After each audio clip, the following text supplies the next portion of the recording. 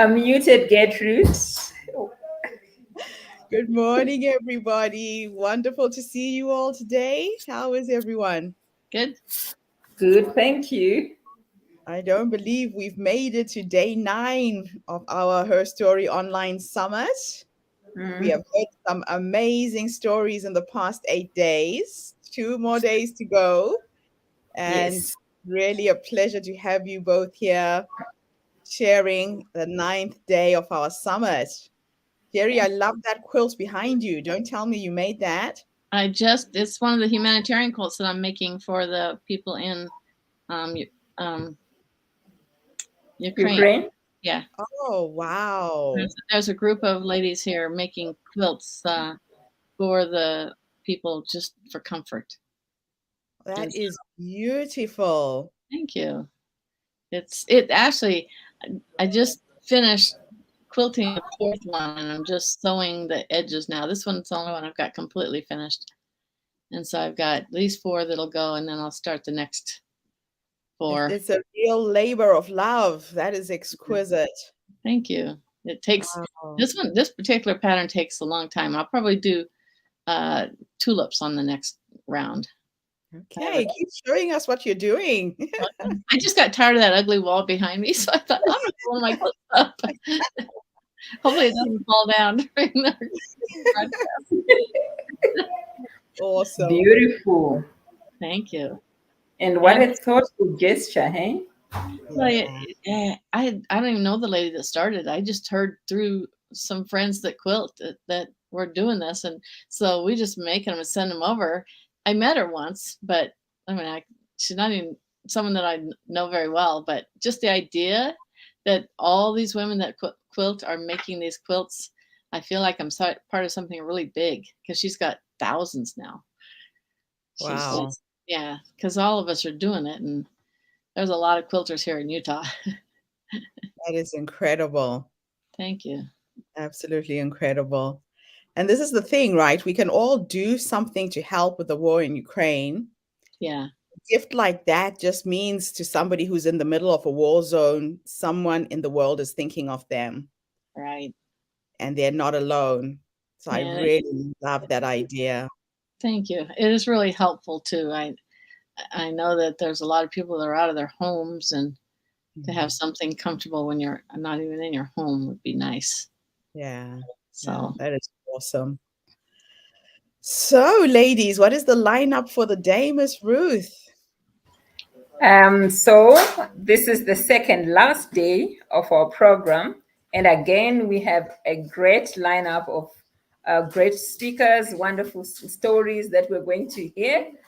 Our first speaker for the night is Ryan Rooney. Jerry, I sent you bios, so you are in charge of bios.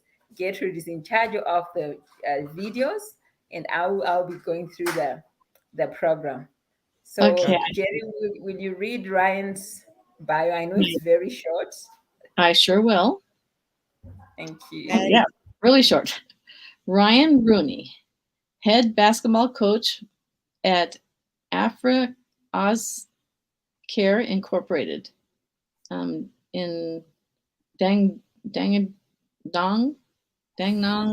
Victoria, Australia. Wow, this is going to be fun. I look forward to hearing from Ryan. Welcome aboard, Ryan. So I met Ryan through Afri Oz Care. It's an organization started by a woman based from originally Malawi, based here in Melbourne, Australia. And her name is Salba Gondoza. She recognized that there were a lot of young people who are in prison in Australia, a lot of youth. Most of these kids are coming from the refugee community, and they get themselves into trouble. They're thrown in prison. 60% of Australia's prison population are Black young men who are coming from war-torn zones. A lot of the issues is because a lot of them are not understood. Some don't speak English fluently. So they have had a lot of challenges within these communities. So Salba came up with an idea to help these kids. She started a basketball team called the Black Rhinos to help keep them out of trouble, keep them active. And this basketball concept has been Lost your sound. replicated. You've lost my sound. Can you guys hear me? Can you hear me? I can hear you. Oh, okay. I thought Jerry said she's you've lost the sound. I got you back now. Ah, okay. Yeah, so these kids, the program has extended to different parts of Australia, and Ryan is the head chief or coach rather for these kids. Ola is joining us in London. Thank you, Ola. It's nice to be acknowledged before we even start the morning. Ola is the president of my Rotary Club, which is Southwest USA. I belong to an online Rotary Club in the United States, and he is the president. Wonderful to have you with us, Ola. Thank you for the acknowledgement before we've even started our program today. If he's still there, I've been trying to join that Rotary, and I wasn't able to get the thing to go through. So you'll have to help me with that. All right. Okay. That's good for you to tell me. I will connect you with him and we'll troubleshoot and see what's going wrong. Sounds great. Here we go.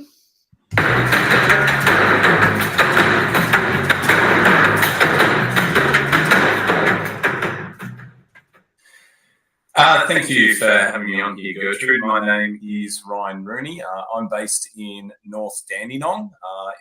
Do a lot of work out through the southeast corridor of Melbourne. I'm 38 years of age, and I guess today I'm going to share how I got involved with Afri-Auscare and Black Rhinos basketball. As you can see, I'm rocking the one of our jerseys, so I thought that was rather fitting for today. And I guess, in a sense, the work that we have been doing in the direction that we are wanting to go in. I'm a teacher by trade. I've been a high school teacher since 2007, working at a number of schools, but the majority of my time in teaching has been spent at Lindale Secondary College in North Dandenong. Just this year, I've moved to a new school, but I guess it was my time at Lindale, which has sort of really helped shape the work that we are doing now at the Black Rhinos, certainly for me.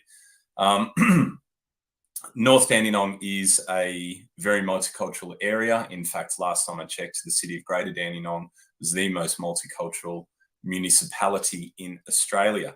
And being that is the area which I grew up in, had certainly feel a lot more comfortable, I guess, being around a bevy of cultures, a whole range of different people, in order to really live a fulfilling life from my perspective. The very first school that I taught at was nowhere near as culturally diverse. And interestingly, although I didn't recognize it at the time, it was when I moved back to a highly multicultural area that I realized how important it was for me to be in those circles. Just the diversity, the acceptance that generally comes in those areas is something that I certainly do resonate very strongly with.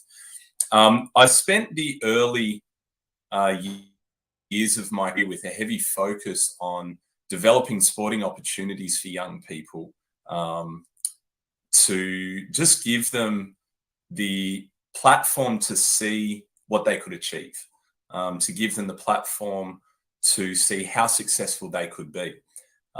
Working at a school like Lindale Secondary College, where I was very fortunate that a huge number of students were just so keen, so enthusiastic to get involved in a whole range of different sports, really kind of made my job very easy. And I often joked around in my role as sport coordinator at that school that at the end of the day, I was merely just a bus driver taking the kids to and from competition or training sessions, and that they were the ones doing all the work. And indeed, that is exactly what they were. But from that, we were able to realize a lot of success for a lot of students who, and young people, really, first and foremost, who probably wouldn't have seen these opportunities, considering background, socioeconomic status, the fact that really a lot of sports in particular these days, unless you have the connections or have the finances to be able to afford the fees, you just don't get the opportunities. So it was a real passion of mine to see these students getting their crack and see these students doing well with it. That probably for me started in 2008. And if we sort of fast forward a few years to sort of the mid 2010s, there was a number of young men. We'd had quite a successful few years in basketball and developing basketballers at Lindale, not through academy programs or anything like that, but just, as I say, through the passion, the commitment, and the workload that the students were prepared to put in. So there was a few students who approached me and said they wanted to play in a domestic competition and asked if I could coach their basketball team. Now, having grown up playing basketball, a pretty sporty family, both parents involved in sports growing up. Mum in particular, very high level water polo player, was keen for us three kids. I'm the youngest of three, have an older brother and an older sister, to just be involved in sport for the enjoyment of it. And through enjoying it, then the good things will come from that, whatever they may be. So having grown up with basketball, especially, it's, in my opinion, the greatest game in the world. I certainly know a lot of soccer people might disagree with me on that, but I'm always down for that conversation. But it was important for me to, at the time, just go, you know what?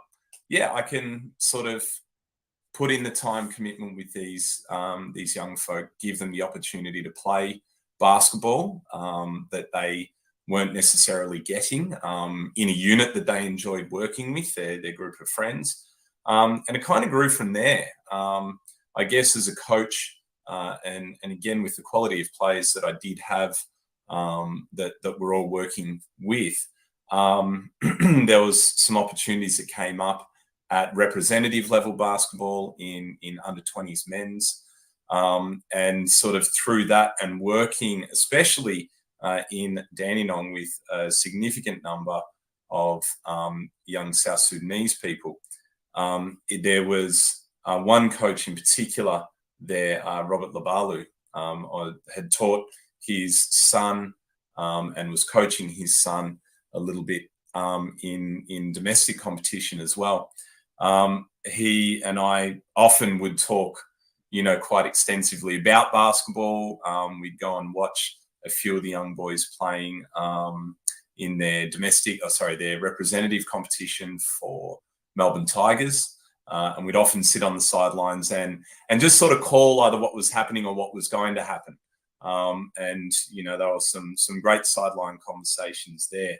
But one of the young men in his family goes by the name of Jamie Alex. And Jamie is one of the co-founders of Black Rhinos Basketball, co-founded with Selva Gondoza-Luka, who is the CEO and founder of Afri Ozcare.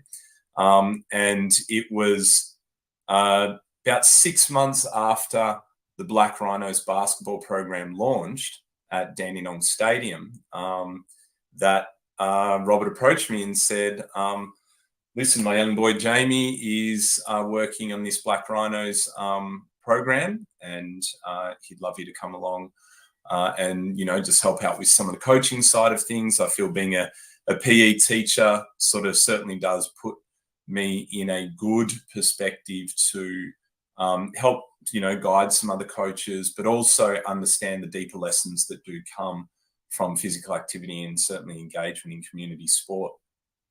I've always had a pretty strong focus, I guess, on just everyone deserves their opportunity. And that very much comes from the way we were raised. Certainly the way that mum had a very open house policy. It was not unusual after school, sometimes on weekends, for us to have a multitude of our friends and neighbours, in our house after school, waiting for mum or dad to come and pick them up, or just because their folks were at work until a little bit later, so they just stayed ours until they could get home themselves. So I guess from from the perspective of just providing opportunities, that is where it started back there. And seeing the Black Rhinos in action, initially I had a quick chat with Selba courtside one day, and I think she was sort of looking at myself, another one of my mates, Luang, who started doing that with me, and was just sort of a little bit, well, who are these guys and what can they bring to the table for us? And we just sort of sat there quietly, had a little bit of a chat, demonstrated our passions and our commitment for providing opportunities for young folk. Finding out what the program was about at its core really resonated with me. I've been a strong advocate against racism, against many forms of discrimination, because I just feel that, one of the big questions that looms over our heads is what makes someone better than someone else? And I feel that as a society, we have that horribly skewed. But coming back to the point, probably spent the first few weeks just sitting back and observing how the coaching was going on, and thought, well, let me just sort of advise where I can, help out, bring my experience in to the court. And then after that, it just kind of took off. We went from really sort of focusing more on the young teenage boys, many who are disengaged, with, I guess, some opportunities that weren't coming their way in a multitude of facets. And, I guess in my involvement, there's certainly been some challenges along the way. One especially, which has been for everyone, and I don't like referring back to it, but the way all the lockdowns have, sort of hit everyone and got in the way of people being able to participate just in the fruits of life, was a little bit disappointing. But, we've had lots of young kids as youthful as 3-4 years of age on court with us, and just working with a whole range of young boys, girls, men and women, and offering them those opportunities has really helped to, I hope, for them to learn, a little bit more in terms of leadership, contributions to society, in little ways, big ways, and just how we're all here for each other and how we can all help each other one way or another. Over the years, had many lengthy conversations with some of the young people about a whole range of things, whether it be philosophical discussions, maybe some little social issues that they may be having, and they just sort of want a bit of an ear and maybe a little bit of a guiding suggestion in ways they can go about it. But ultimately, just being able to help develop young people to achieve their best. One of the things that I've always carried through as a teacher is, if you're on the sports field and you can do your best there, then it means you can do it in the classroom. And if you can do it in the classroom, then it means you can do it at home. If you can do it at home, that means you can do it in your job. And often it's just about developing that understanding that the young person can indeed do well for themselves, that they can develop their resilience, that they can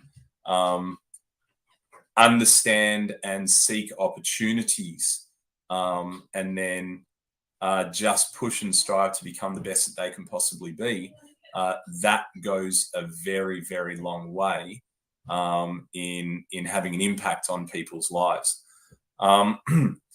The more recent work that we've been doing at AFRI Auscare, and especially with the Black Rhinos in the Local Drug Action Team program, in the anti-racism programs that we are doing, I feel is the next step in this evolution. We are indeed getting into the school space, which for me is so, so powerful. As a respectful relationships educator and trainer, I've seen the impact that that has had on our perspective of the gender diverse community. And I guess for mine, while that is an absolutely wonderful step in the right direction there, racism in all of its forms has been around for an incredibly long time. And it is a space that I feel a lot of policymakers are not prepared to take a big stride into, perhaps out of fear of getting it wrong, out of fear of the different perspectives of discrimination that there are out there. And I feel that someone really just needs to take that big step into it and actually do something about it, because while we do have, especially when marriage equality was returned, and people often forget that marriage equality was actually returned to Australia. The decision was made in the late 90s, I believe it was, that marriage in Australia could only be between a man and a woman. Prior to that, it was between two people. So when we were returned back to that position of marriage equality, you know, I thought, fantastic. We now have marriage equality, which is a step in the right direction for gendered equality. And won't it be lovely when we also do have one day perhaps a little bit of racial equality too? I've really seen some horrible things in my time as a basketball coach and player. And I think it's about time that the policymakers step up and actually really get active in that space. But of course, it starts with the groundswell from the ground roots. And that's why we're, in a sense, trying to do what we can here. Wow. What a journey you have been on. What is wonderful, though, is it sounds like your upbringing, your mom, your parents really set you up to be the person that you are today. Yeah. You know, when I lived in South Africa, I had 3 kids. And from the age of 0 until they were about 5 or 6, they had friends, they would play, they were just happy little children. And their friends changed. From the age of 6 on, the racial differences started to come up, nasty things said to them. And that's when I realized that, you know, racism is something you're taught. It comes from home, it comes from the parents, and little children by nature are not racist. Correct. So with your work as a school teacher, being in the education field, do you think there is not enough being done in schools to conscientize, one, the parents of the children, and two, is there anything in the school system that addresses racism in Australia? Not formally, not yet. Things are starting to creep in. I do feel when we talk about education, we scratch the surface to a bevy of complexities. And I think that's where it tends to lay in that complex space, and no one really pulls on the thread, because who knows what else might come tumbling out with it. Yes. And, you know, I mean, I think it's fair to say in every profession, you know, there's never a reduction in workload anywhere. No. And, you know, as we progress, it seems like the only way forward is if positions are created as opposed to turning around and saying to leading teachers, classroom teachers, hey, we're going to take tasks away from you so that you can focus a little bit more on ABC, whatever it might be. And with that overloading of work, as I say, more things than what anyone in education wants to have this happen to just end up falling in the too hard basket. Yeah. Because it's like, I can see that doing this will probably take up, maybe 2 to 3 hours a week of my time, but I only have half an hour left to give. And then it does become a space, and this is where our different types of racism do come into play as well. And it is interesting. I work within at the tertiary level as well in education, and I see that a lot of the young people we have coming through doing their teacher education, the vast majority are your Eurocentric, sort of backgrounds.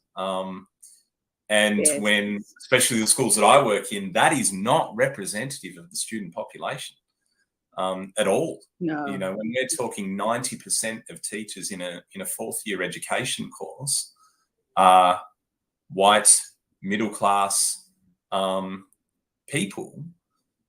Yeah. Where's the relatability? Where's the ability for, and then that has to be learned in itself. But is our teacher education programs doing that? Not a question that I can answer. I'm very, very, very small cog in that huge machine. But this is where I feel that our policies are designed, not deliberately, of course, but in a way where it makes it difficult to resolve the issue. And then it therefore ends up taking external programs, external organisations, like what we are doing now with Afri Australia and the Black Rhinos, to actually come into a school setting. But it needs to be embedded in curriculum. And from my perspective, there's such strong intersection with the Respectful Relationships curriculum that it would be so easy for it to actually just be interwoven with that. To me, it just makes sense. Now, you can easily level out the playing fields, especially when dealing with children, when it comes to sport. What do you think the impact of this Black Rhino team has had on the self-confidence of the young people that you have observed? In lots of different ways, it has been incredibly powerful. And I don't think that there's any sort of one blanket way that it has done that, because then that would be sort of diminishing the individual experience.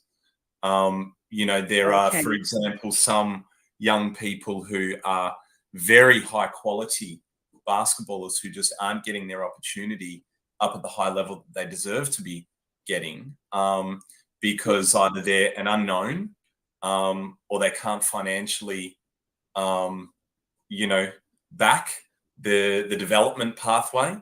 And so then being able to get on court with us and us having our multiple levels, of our basketball that we're playing at, is giving them giving them that potential exposure, giving them that development, and re-energizing them. For other young people, it's just simply being able to get out on the court and distract them from what is ailing their lives. For other young people, it's giving them an opportunity to develop conflict resolution in a way that they didn't realize they were able to develop previously. For others, it's developing their resilience. For others, it's being able to control their emotions. It's just a whole bevy of, or a melting pot rather, of reasons why they've all been able to grow in their self-confidence and really learn in this space that I hope we've genuinely been able to create for them, that they can get the most out of themselves. That's absolutely wonderful. Now, I know that you have taken this a step forward in terms of penetrating the prison systems and helping young immigrant kids who are languishing in prison. Tell us a little bit about that project. I know Salba is very passionate about finding different ways of helping these youth. Yeah. So that was one of the big things that was obviously put on hold during the lockdowns. You know, especially if the virus were to get into the prisons, it would just absolutely rip straight through them. But prior to that, and what we're starting to pick up again now, is having that connection to a number of different prisons where we go in as I guess guests and are able to work with and speak with the people in those facilities to really help to understand them as individuals, to work with them, to you know, speak with them of the Ubuntu philosophies, to get them to understand how powerful it is to work in and live in such a positive framework like this. But it's also, and I feel one of the really powerful elements of this is actually taking our young Black Rhinos men in, where we get to play basketball against the people in those facilities. It's incredibly powerful and incredibly positive for everyone involved in that. One of the, probably two actually really key moments for mine is on one of those visits. We did have one of the officers working in there post-game. You know, we were eating, they'd provided us with some lunch, and he said he'd been working in one of those facilities for about 8 years. And there was a young man who was in there, had been in there just as long, and he'd never spoken a word to this officer, but immediately after that basketball game, he actually uttered his first words to him in 8 years. And he just said, "This is fantastic and it needs to continue." So for us having that impact there, you know, helping those relationships in there to perhaps create more positive experiences for the people inside. But then also for us, and one of the really sobering points for us was we were leaving the gym facility and heading towards the exit, and we're walking, you know, with our opponents for the day, you know, back to the front end of the facility. And at a point in the path where the path split, and of course there's a line painted on the ground that they weren't allowed to pass, but we were. And they all sort of turned off and, you know, went to their rooms and whatever next activities they were going to do. And we walked past that line, and about 20 meters later, I sort of stopped our group and I said, "I just want us to just pause for a moment and just recognize what's just happened here. That painted line on the ground, we're allowed past it, they're not. Can we just appreciate what it is that is a part of their everyday?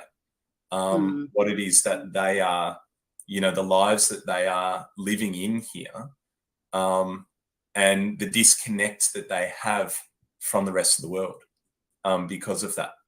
And it was quite remarkable, all of us sitting there, we could not, I mean, I'm sitting in my home right now, I can point to the direction of the city. But in that facility, I had no idea what direction the city was in. You just get lost when you're in those walls. And I just wanted to highlight that privilege that our group has, being able to exit that facility, being able to cross that line. And it was a very humbling moment for us. But then for us to turn around and be able to offer that connection when they do return to society, they are Black Rhinos. You know, they can come to us and they know that they're a part of our community and our family without judgment. No one's sitting there asking, "Why are you in here?" That doesn't matter to us. What matters to us is who you are, how you treat us, how we work together. And, you know, seeing the impact that has on everyone involved is just incredible. And it's something that we are all really, really looking forward to starting back up again now that we can. Yeah. Now, they say that for an organization to really function well, it needs good leadership. I've recently just met Selba Gondoza, and she is a fascinating human being. Yeah. You have worked with her for a number of years. Mm. Tell us a little bit about Selba and her vision and her mission, and why you also enrolled in being a part of it. Yeah, so look, I guess in one sense, Selba has, in terms of the basketball, I've sort of been fortunate enough to be sort of given carte blanche a little bit in that space, which, you know, has just allowed us to work. But Selba is constantly in touch and just saying, I think it's, you'll probably never quite find anyone who will have as much passion in any sentence that starts with, we need to. And I think that's just her. They say that energy is infectious and that energy is contagious, and that nothing could be truer than that when it comes to working with Selba, of course. And it's just, Ryan, we need to get more young boys on the basketball court. We need to get another team going. We need to organize this prison date. We need to book in this time to get into this school. Being so open and honest allows people to come to you. And I think that's one thing. One of Selba's real strengths is her networking. She is just able to have wonderful conversations with a whole range of people. But then when it comes to coming back to the core group, it is also very much, okay, how are we doing this? And it's very much that shared vision, that delegation with that sort of element of creative freedom as well. She definitely gives all young people within the AfriEld's Care organisation, or anyone within the AfriEld's Care organisation, a chance to shine. And more often than not, you know, everyone just steps up to the plate. And it's quite unusual to see that in a world where micromanagement is often at the forefront. You know, Selba has no interest in micromanaging. If she feels that, you know, perhaps the direction is not going the way that it should be, then she'll definitely step in and go, no, this is how it needs to happen. But that refocus should always come from the top. But the other thing as well is she puts herself on everyone's level. Yes, she is the CEO. Yes, there is an abundance of respect for her as an individual, and rightly so, because she shares so much of herself in the role. But at the end of the day, she does constantly put herself on everyone else's level and tries to remind everyone that is where we all should be, that we all should be on the same level, that there is no hierarchy. And that really helps people to enjoy the journey as well, because they know that they're not going to be spoken down to. They know that everyone is there working together for the same thing. And coming back to the honesty side of things, she wears her heart on her sleeve. And you know where you stand. I think that is an incredible value, and another value that is perhaps being lost a little bit these days. You know, often people wear a mask because they want to climb the ladder. In this organization, everyone is fresh-faced, everyone is without the mask, and everyone is just doing their best. And it has been led very much by the attitude and values that Selba has presented to herself. And then it's simply a case of, hey, we're working together on this until it doesn't work. And if it doesn't work, then it will stop. But she will keep forging ahead. For me, it's very easy for me to slot into that role, you know, personally, because I guess from a leadership perspective, philosophically, I'm quite well aligned with that. What you see is what you get. I don't think I've ever minced my words with anyone. I don't think I've ever, necessarily held back because I feel that the direct approach and is a very valuable one. So I certainly do think that is where some of the key strengths lie with Selva. That's fantastic. Now, let's play a little game, a little mind game. If time was an illusion and I could take you back to the beginning when you got involved with the Black Rhinos, when everything was starting, you've had a lot of challenges along the way. You've had a lot of victories. But if you could go back and have a conversation with the younger you, based on what life has taught you up to this point, what 3 nuggets of wisdom would you share? There is only one. Stay the course. I have always, and this certainly isn't the first time I've been asked a question like this. We become who we are because of our experiences, and having prior knowledge from the word go wouldn't have allowed perhaps 1 or 2 of the little mistakes, wouldn't have allowed the organic development, wouldn't have allowed the creativity in terms of dealing with difficult situations to develop. And we wouldn't be in the place that we're in now if any, prior knowledge information was shared. We are where we are now because we have stayed the course. People have come, people have gone. And quite often, Selva and I will have a conversation and reflect upon the different people who have been involved in the basketball program over the years, and those who have moved on to other projects or just stepped out of the space. If I'd known that was going to happen, that those challenges were going to come up, I don't think I'd be better off, or we would be better off, by dealing with them before they happened. Because then what could we potentially miss out on at that time?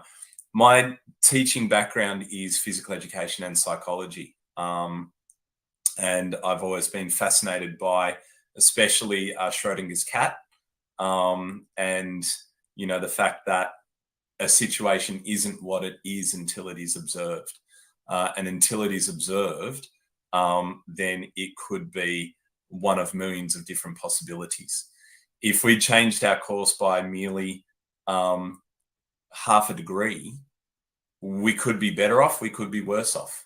I think the reason why we've done things right is we've ridden the wave the whole way through, and we've stayed the course, dealt with things as they've come, not tried to predict too much, focused on the here and now.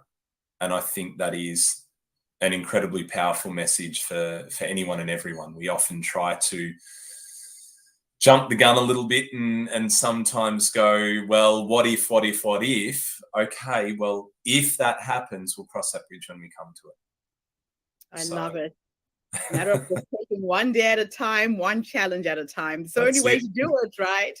There's an African proverb that says, how did the ant eat the elephant? And it's one bite at a time until it's done. Exactly right. Yes. Exactly right.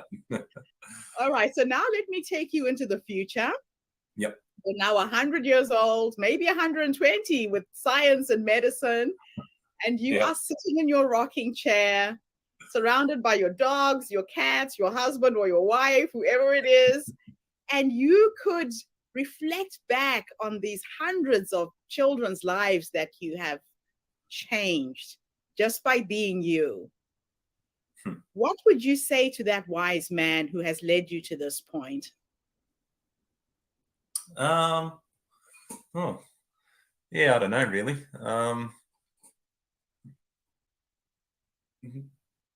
Probably, I hope it helped. That's probably it. At the end of the day, we don't do it for, the pats on the back. We don't do it for, you know, anything like that. It's just, it happens for, you know, the whole point of giving someone the opportunity that maybe they wouldn't have got somewhere else. So yeah, I hope I did all right, you know, at the end of the day. Because at the end of the day as well, I feel that comes back to it being individual for each person. You know, what we do isn't going to make everyone happy. But at the end of the day, I hope it helped. The individual, the community, society in general, the education system, whoever it may be. Yeah, that's all. I love that. I love to ask that question because a lot of times we forget that we are led by something. We are led by that future you who has all the answers. And the work you're doing is a calling. Not many do this kind of thing. You wouldn't have held the line, like you said, as long as you have, unless there was that seed in you that keeps you going. So I think you should say thank you to that older you for guiding you there. Or should I say thank you to my mother's stubbornness to stay the course? I love that. I love it. All right. So my last question for you is this. How can people help you and your team to keep these kids going? Let's say there's a big corporation that might pick up this video. What kind of help do you need right now? Oh, wow. It's fundamentally about the opportunities to help grow the platform. I think for us, there's so much talent out there, but more importantly, people are just realizing their own strengths from it, and it's untapped. So I would want people to, you know what, just come down and get involved. I'm not even asking for anything more than that. Just come down and get involved with an open mind, find out who we are, and that's everyone. See it from my level, see it from, you know, one of the young people's level. And then from there, make your decision. I back us 100% with what we are doing. I really, really do. I wouldn't be doing it otherwise. You know, and that's certainly something about me, I guess. If I only sort of see, if I don't see, you know, the value in what it is, then sorry. Good luck with the project, sort of thing. Yes. But everyone's got to see that value for themselves. I mean, it would be easy for me to say, well, we need support to, you know, have access to a facility, to establish that partnership with a facility, to be able to run our own competitions, support to make us financially sustainable. Obviously, being a not-for-profit, we do tend to rely a lot on grants. I could say all of those things, but I'm not. I think the reason why we do so well is because people come along and they feel it. You know, it's not, oh, this will look good on paper. You know, they're weather friends. You know, people come along and they feel it. They feel the connection to what we're doing. They have that strong realization that, you know what, this is going to make a huge impact, and they just feel compelled to be drawn into it. So just come along, open up those minds, and just be there. Come with an open heart and an open mind. I love that. Brian, thank you so much for this. My pleasure. Thank you.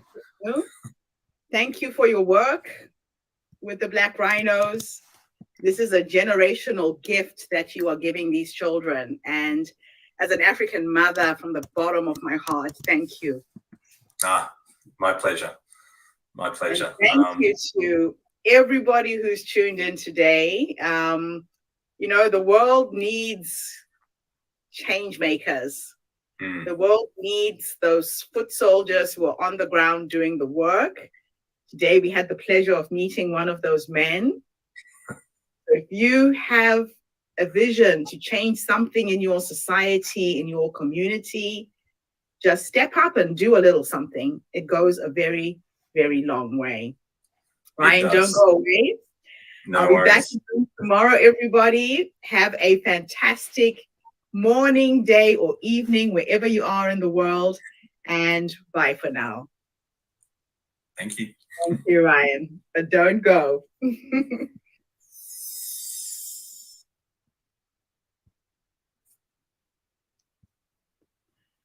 Hello, everybody. Hello. Welcome back. Wow. Hello. Hello, Keisha. Nice to see you. Good morning. Nice to see you too. Good morning. Good afternoon. Welcome to our Wonderful group. to have you with us. So Miss Ruth has gone to sleep, ladies. She dropped off there. She was really tired today. But that was an interesting interview. This young man is doing some phenomenal work for the African community here in Melbourne. It is challenging for most of these young kids who end up in the prison system. One, just by not being understood. Two, sometimes they don't have the language skills, the traumatic experiences they've had in getting to this point, in living in refugee camps for most of their lives.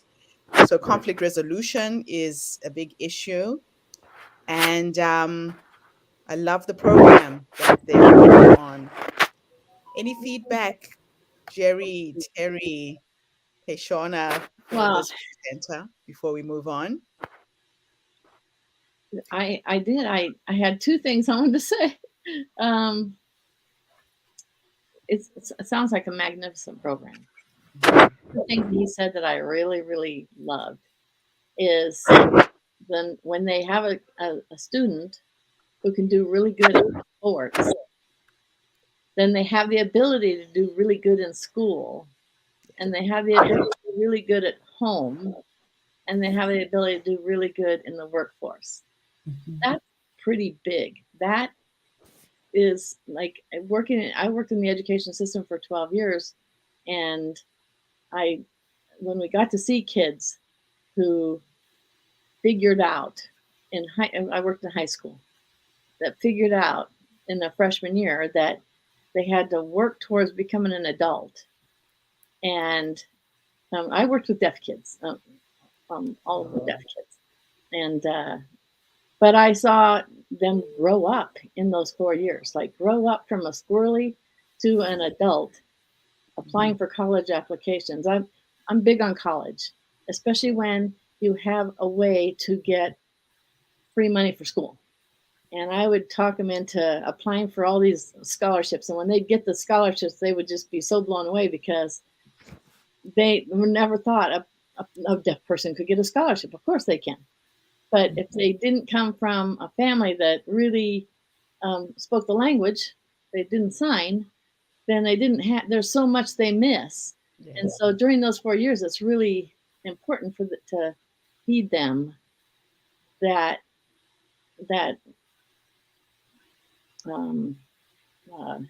desire for something bigger and better. Yeah. And one of the girls went to, she just didn't think she'd ever be able to go to college. She got a full ride to Gallaudet University, which is an all-deaf college in Washington, D.C.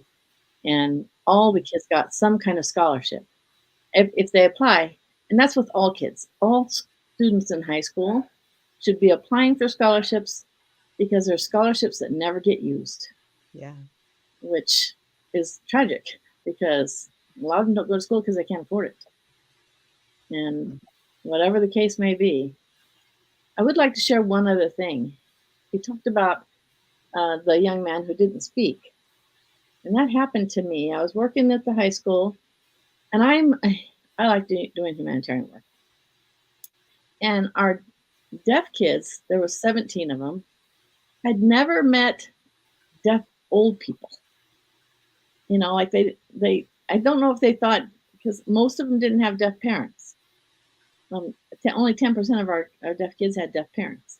Right. So they find themselves in their own little world.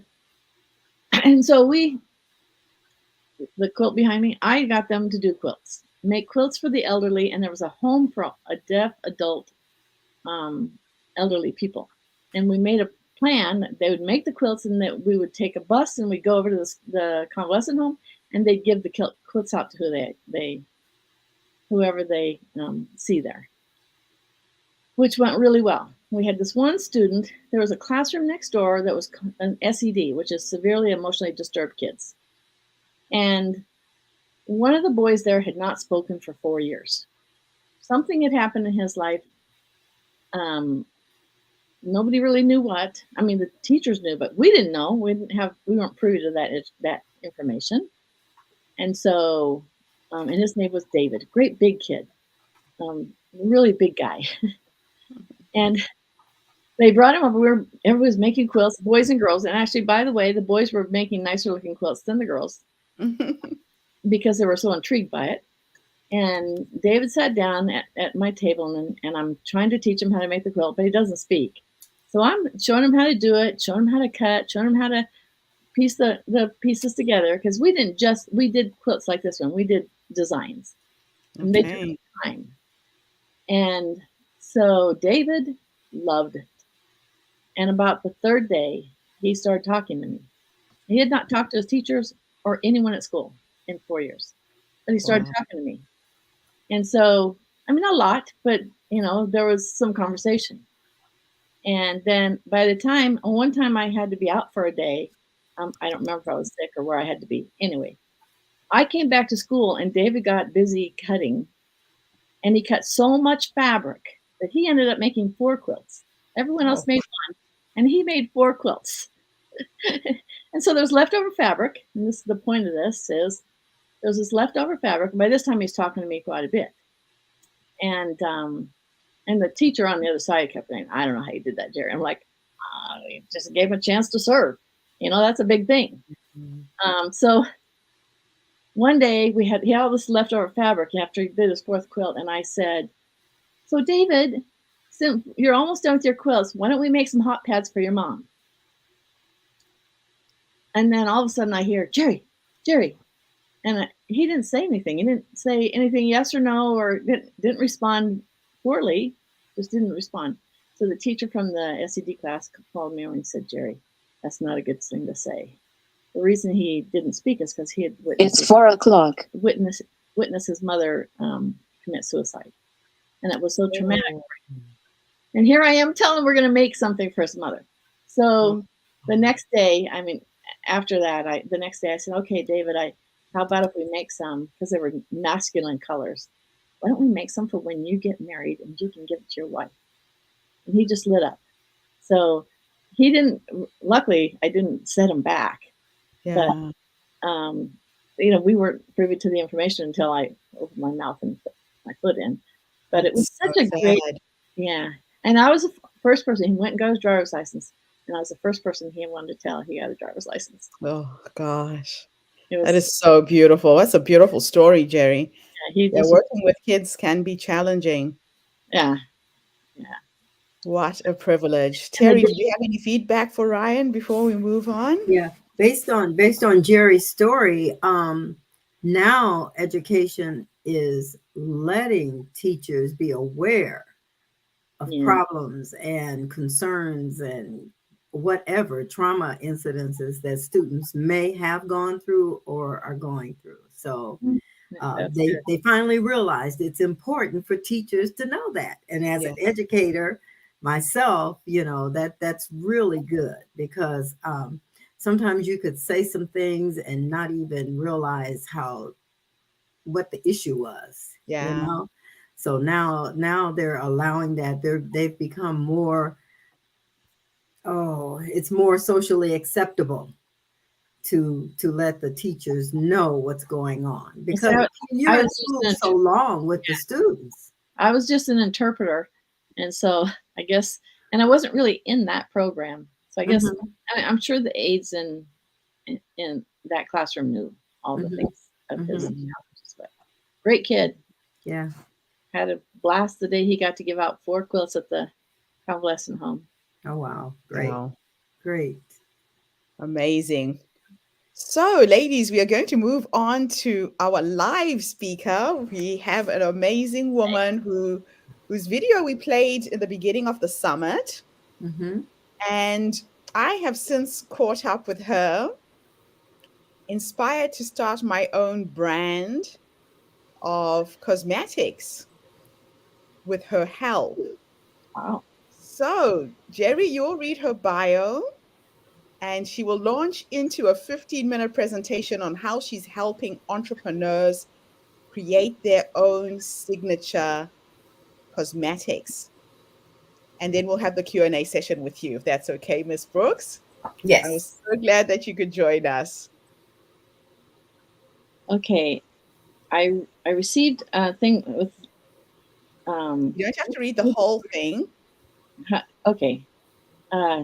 Says, I am not ashamed of my past. I am not ashamed of my humble beginnings. Keshawn, is that how you pronounce it? Keshawn Brooks. Yes. Her objective is, I would like to join an organization that allows me to operate at all of my fullest business potential, where I can utilize my college bachelor's degree, Lean Six Sigma corporate training, and entrepreneurial experience to help educate and elevate fellow female entrepreneur of color. Things that are relevant experiences: hands-on experience in marketing and PR, experience in providing business training, data entry, project leadership, customer outreach. Her education is from the University of Phoenix. In 2018, she got her Bachelor in Science in Management. Health Information Technology Academy, Merced, California, in 2015, Health Information Technology. Gurnick Academy of Medical Arts, Modesto, California, 2011, licensed vocational nurse. Lean Six Sigma certificate green belt. Lean white belt trainer. Quality Management and Patient Safety Academy, root cause analyst, facilitator, and an effective project management for analysts. Boy, you are an amazing lady. Thank you. I'd like to turn the microphone over to Keshawn. All right. Hey, everyone. I am Keshawn Brooks. I am a holistic pain and trauma warrior. I own a luxury and holistic skincare company, Renew You Body Butters. We provide skincare products for those with sensitive skin issues such as eczema, psoriasis, hyperpigmentation, body acne, all things of that nature. All of our products are natural and organic. And that is the audience we cater to. But on the other side of that, we also have this amazing exclusive affiliate program with over 50 affiliates, one celebrity brand ambassador who's all about promoting our products and services, which one of the services that I provide that Gertrude spoke about is we do wholesale and private labeling. And now I have shifted as well into helping others start and launch their own skincare brands and their own affiliate programs. You know, sometimes people feel ashamed that they are not the creators of their products, but there's people out here like me that has that passion to help others start and create their own businesses. You know, I've spent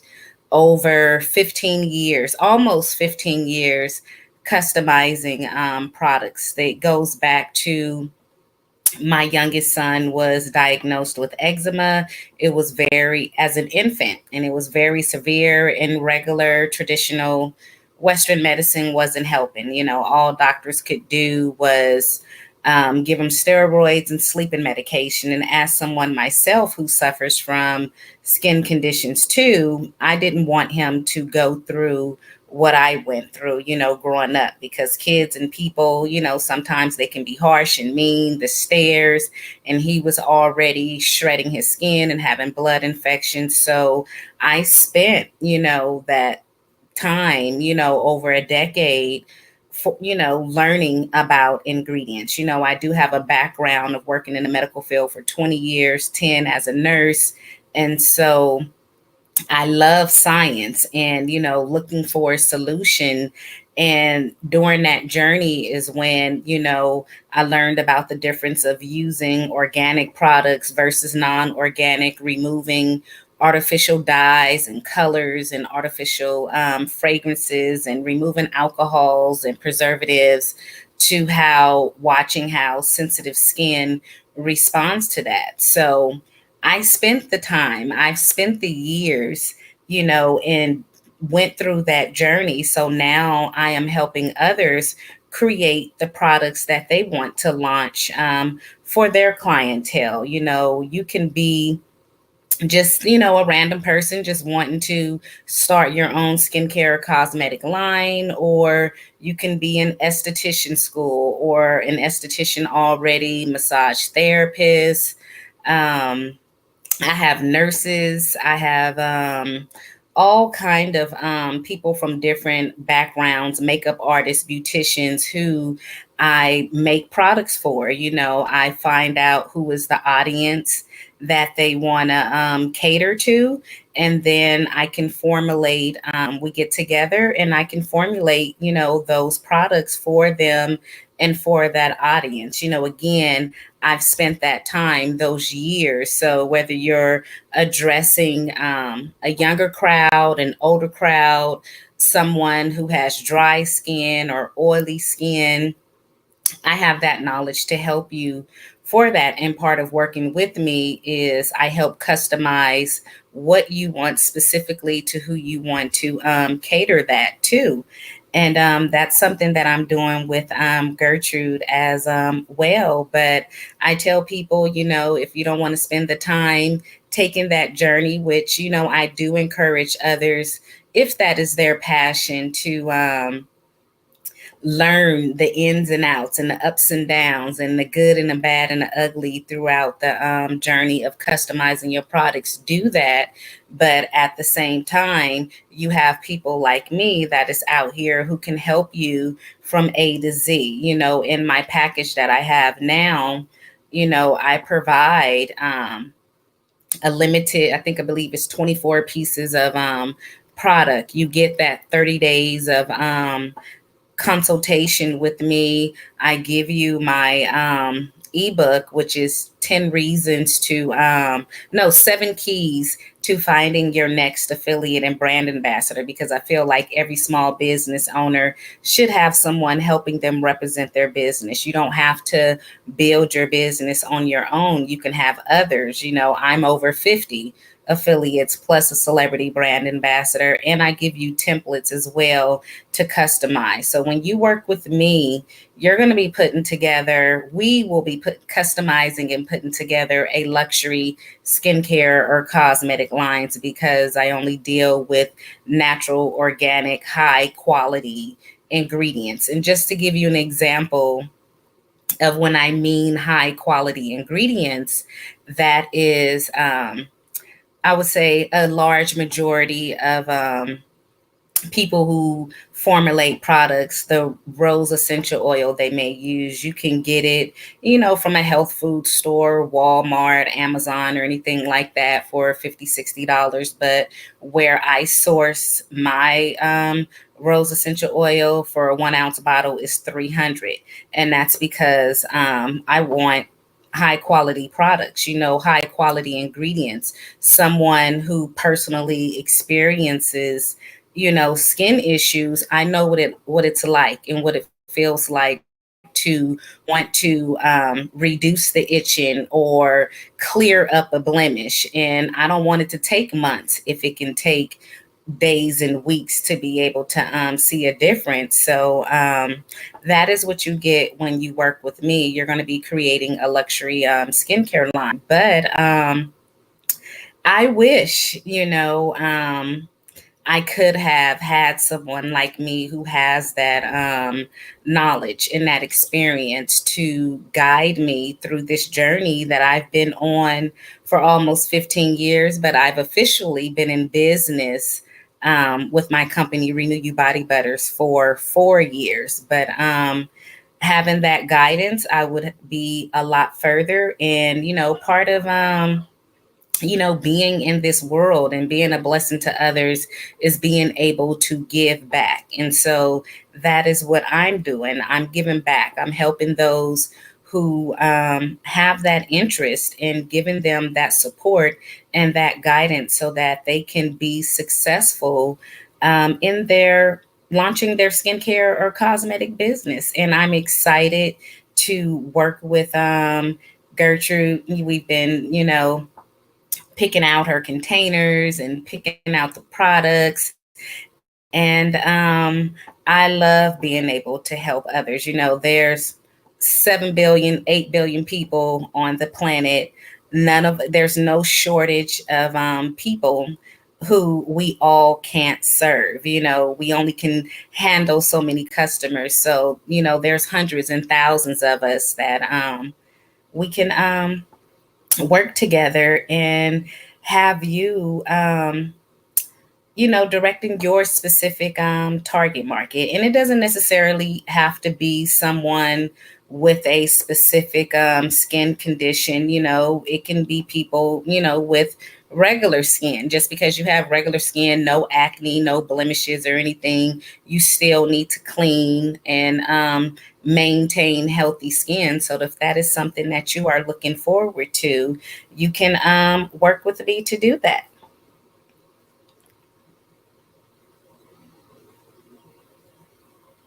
Absolutely wonderful. We can move into our Q&A section if anyone has any questions. Oh, yeah. I am so excited that you've been with us today. I am very, very excited. My husband is Hawaiian. And Hawaiian Filipino. He has very dark skin. Mm-hmm. He has probably the worst case of psoriasis of anyone I've ever met in my life. At one point, he had it so bad. Now we've got quite a bit of control now, but at one point it was on his entire face, in his ears, his eyes, and covered his entire body, and it was so painful. That's a very painful. I mean, his skin was cracking and scaling, and he was in so much pain. It made him quite ill, and because when it gets that bad, it makes you pretty sick. And we've worked with a lot of different, homeopathics. We agree also in going organic on as possible. But he has just suffered for so many years. I want to know where we can buy it.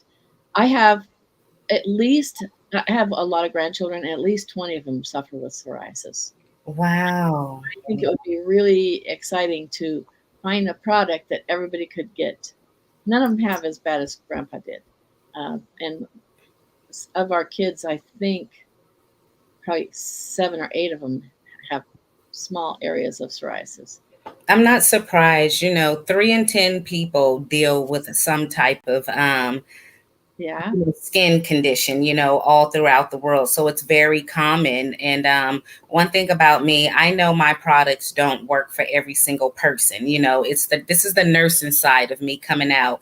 All things don't work for everyone. You have to be prepared to go on a journey to find what works for your body. And this is one of the reasons why I have an eczema support group, where even though it's called Eczema Support with Natural Solutions, I give tips for those with all types of skin conditions, because I spent so many years learning different natural remedies. I know all my stuff may not work, but I may give you some other suggestions. Like, for example, I like to tell people with severe dry skin, such as your husband, hydration is key.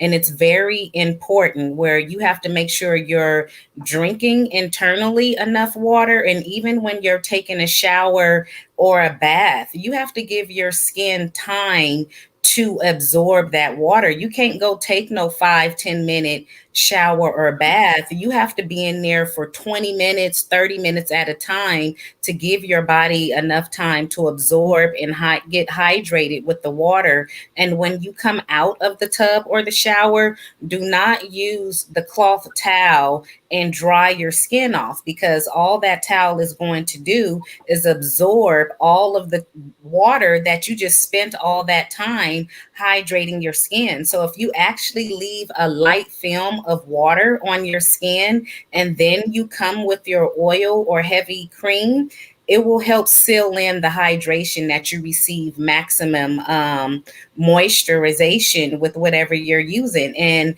that's when you use less products. But just something as simple as that can make a huge difference in your skin without buying product from anyone. So I like to give a lot of alternative solutions for those with sensitive skin issues. Okay, so 2 things I got from that will help him immensely. He does take very long showers. Okay. Then he dries himself all the way off. So he is I will make sure he no longer dries. I'm taking his towel away. Yeah. And the other thing is, I cannot get him to drink water. And it drives me crazy. I know he needs to be drinking water, but he just doesn't do it. So, I'm going to share it with him, what you've taught yes. me. And then I would like to find out about your products. That's yes. very exciting. And Gertrude, I'm excited for you to start this adventure, because I'm Irish and I have Irish 70-year-old skin, and we wrinkle really early. And so I have been make all my beautiful Black women that are friends, I'm jealous of their beautiful skin. It's 50 years old and has no wrinkles. Yeah, I do. One? Come on. She has one. I have laugh wrinkles. Okay.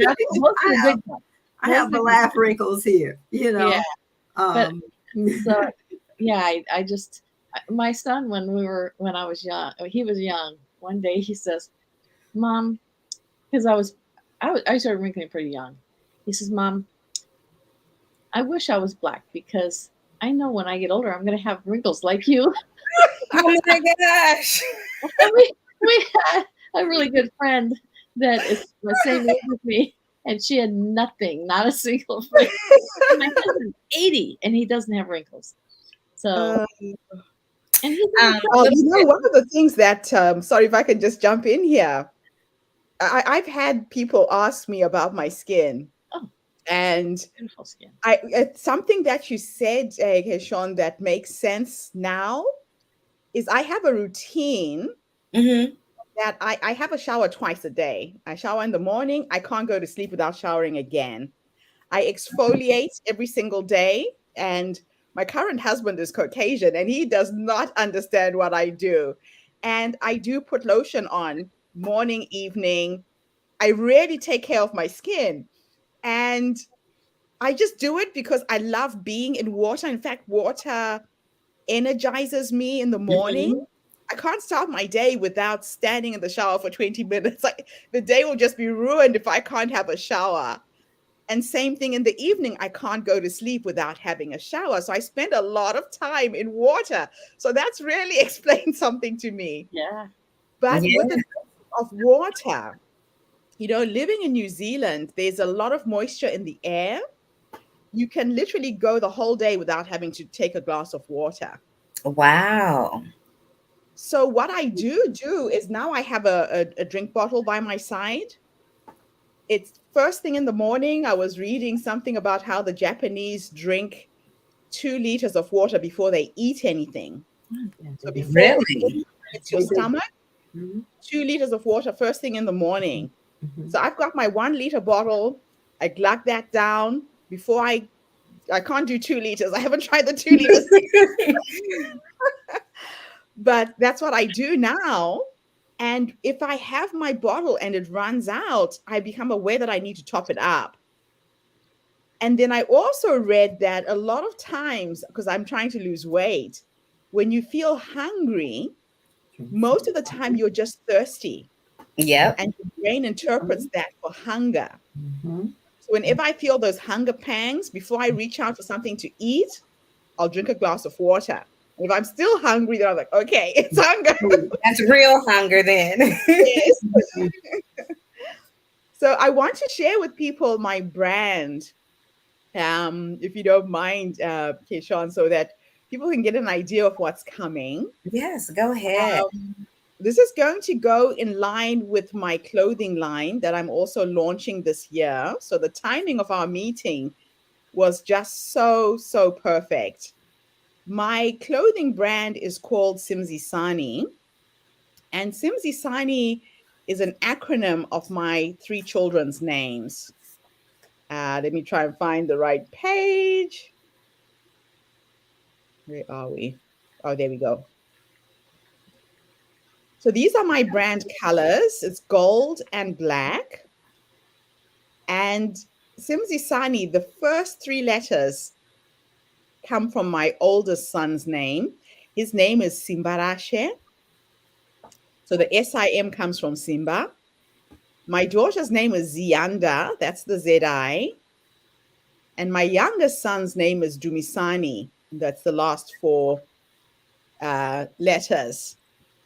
So I wanted my brand to be very African, to have that infusion of Africanness. I've included both sexes because I make clothing for both men and women. And Keishan, I want you to explain to people the range of products that you're designing for me. Yes. And you can see that there's a bit of movement, they're dancing. For me, it's all about joy of being alive. And so my clothing brand is a buy one, give one brand where if somebody buys one of my kaftans, I gift a kaftan away to a woman in need. I started designing these clothes when I was recovering from heart failure.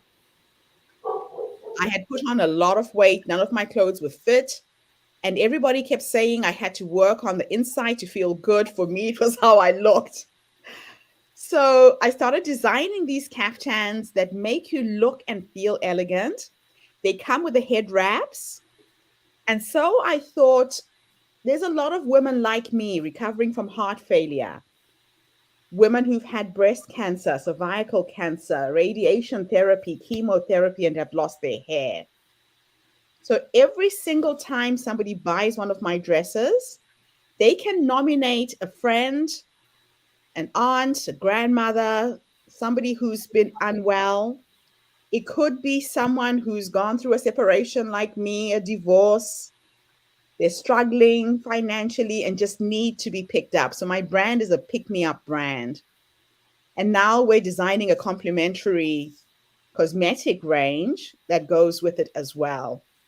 Now, when we were brainstorming the other day, we talked about the different flavors and essences of what's coming.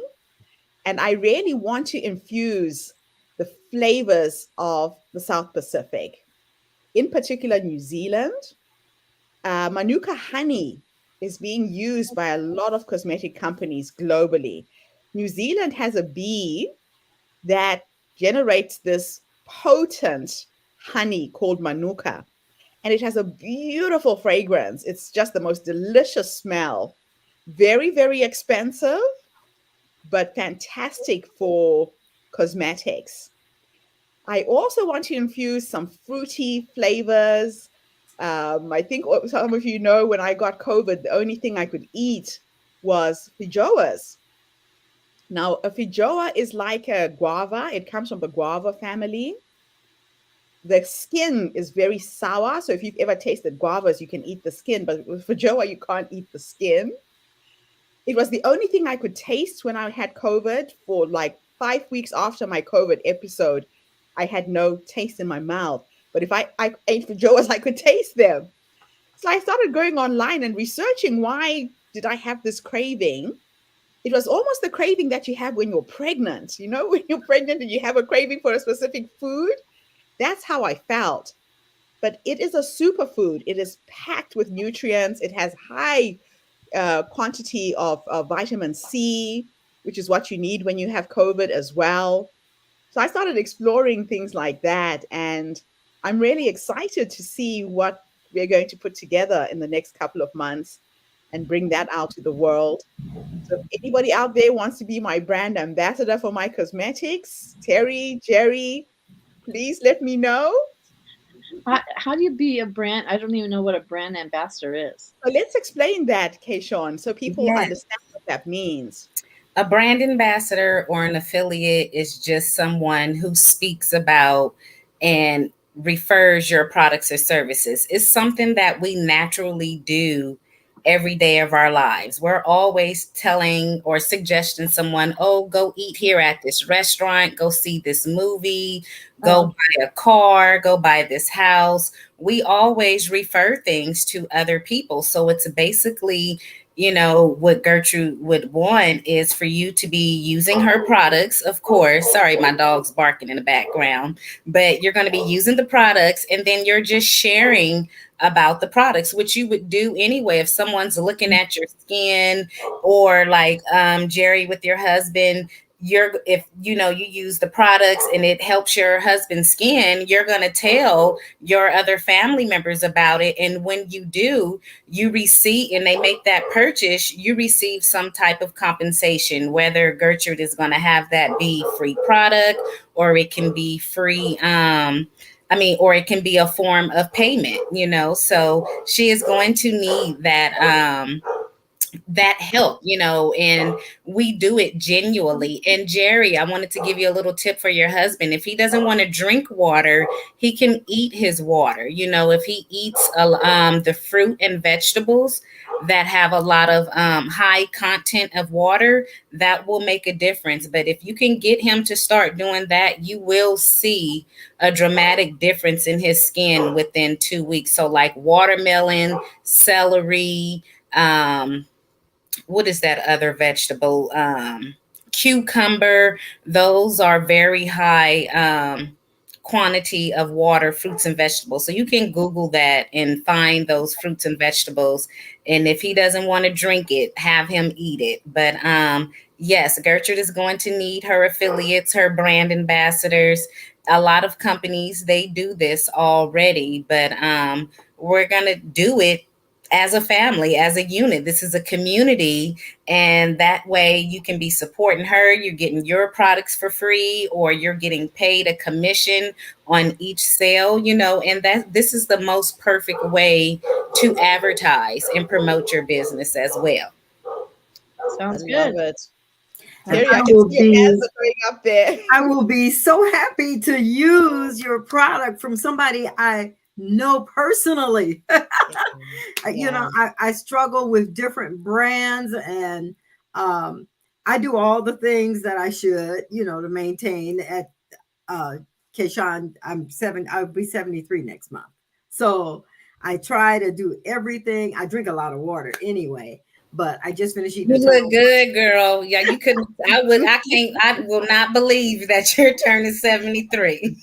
but I It's take good amazing. care of my skin. I did have a job one time that my nerves got to me, and I broke out all around here. But I found out a few years back, 1979, that I started playing golf. So I became allergic to the sun, which created a herpes simplex around my mouth and nose. But I've cured that with sunscreen and making sure I wear a hat when I play golf. Can't be out there in a cutie hairstyle, you know. So when my nerves got to me on the job, it hit my weak spot, and I broke out in a horrible rash. And that lasted almost a year and a half, almost 2 years. They couldn't figure out what it was. But of course, Gertrude, you know your mama, my mom. My mom says, it's your nerves, kiddo. That job is trying to kill you. You need to do something about that. Oh, wow. And so my God says, okay, I'm pulling you off. Made him change the job description, and within, I mean, I would take pictures because each time, I'd be like, what's going on? It would change, correct, then all of a sudden it would come out. So I started taking pictures when I had the breakouts, and discovered that each time after I went back and looked at it, I was trying to do something on the job. They were getting on my nerves. There was a lot applying pressure, stress. It was a government job. I was a parks and recreation director, and so the council, they were just back at me, back and forth, back and forth. Okay, but after that job, in 2 months, I cleared up. Not a blemish was left. Terry, that is something I learned about 7 years ago, because I suffer from eczema as well and other skin conditions. But there is a form of eczema that it comes only when you are stressed. It was one that I had. It's really on the palm of your hands and on your feet. And I was doing everything under the sun, because I formulate products. There's a lot of things that I use just naturally that I don't sell, but I was using everything under the sun. And that's when I was like, okay, let me go to the doctor, because they must got some knowledge that I don't have. And the doctor informed me. She was like, we could give you steroids and this will not clear up. She was like, this is related strictly to stress. So I use that now as a form of self-care. If that breakout comes, I evaluate what's going on. And then I'm like, okay, y'all or somebody or something is stressing me out. Let me remove you, put some blockage up so that my body can heal. So you did right. That's one reason why I now set boundaries, Gertrude. When I see someone, just like I just resigned from a co-president position yesterday, because I saw you're applying all this pressure on me. I've got enough pressure of my own. I don't need to have you doing that to me. And I resigned that position yesterday. Yeah. And the thing is, our bodies talk to us, right? Yes. Yes. You're so sensitive, Terry. Your body is saying, hey, something is wrong. Something is wrong. Stop. Yeah. Yeah. And we don't listen most of the time. I thought it was something I was eating. I went to an infectionist and I told him, I'm dying on the inside. There's something going on with me internally. You got to figure out what's going on. I changed my eating habits. I mean, I Googled everything, because I know that in order for me to receive blessings and things that I asked for, I finally just said, Lord, look, I am not vain. However, why is my face being attacked? And so, and I said, I know in order to receive blessings, I have to do something for myself sometimes, Yes. And I said, I've tried everything under the sun, changed my eating habits, everything. And all I needed was to get out of that job. He finally said, the writing's on the wall. You need to leave, and you won't. So I'll make it that you leave. And he had them restructure the department, lower salary, knowing that I would not take a lesser salary. Okay. And plus, 2 weeks after they announced that was going to happen, I turned 62. So I was retired the first time. Oh, wow. So perfect timing. Yeah. So I said, all you have to do is ask, and it shall be done. Given. I have another question, Kayshawn. Yes. Do you have products that help with radiation damage on the skin? Not specifically, but I would say that any type of plant-based, vegan skincare products will help nourish the skin. So like, even though I target those, with sensitive skin, eczema, psoriasis, rosacea, those who get radiation, chemotherapy, they can, who are diabetics, they can use those type of skincare products as well, because it will nourish your skin and help, with the cell regeneration, bringing that life back into the skin. So it can help, but I would say it's a it's going to be a collaborative effect. You know, it's good. You got to look at things holistically. It's not just, you know, what you're putting on your product. It's what you're eating, what you're drinking, you know, the type of cleaning solution, you know, that you're, you know, using to wash your clothes and your dishes, you know, so you want to be as clean as possible in all areas of your life. I'm very, very particular about what I put on my skin or what I wash. All those things are something that I figured out years ago. I have allergies to chemicals. Chemicals. I can't even be in a room. I was accidentally poisoned with Lysol. And What? Yeah, and it because that happened. Now I'm hypersensitive to. I mean, I can't even handle the smell of Windex anymore. It's just Wow. So I'm very, very particular about what gets used Yes. around me. I mean, my husband has the onset of Alzheimer's, and he loves to clean. I mean, that boy is a clean freak, and I think it has something to do with his skin. He's always been very clean. I mean, literally every day he wants to clean everything, and so he accidentally got me with and it caused me to have laryngospasms for 6 months. It was very Oh. Yeah, I'd have where I couldn't breathe and had to breathe through a straw. Scared lots of my grandkids, but it's all healed now. But I'm not going to get into a position where I have them again. And Right. I've drawn the line. I can't have chemicals around me.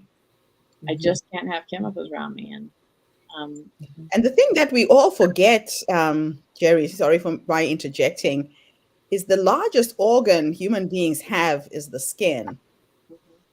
We don't really look at it that way, but that is the largest organ we have, and it's exposed to all of these elements. It's exposed to all these elements, and we have to be so careful how we treat it. Yes. So true.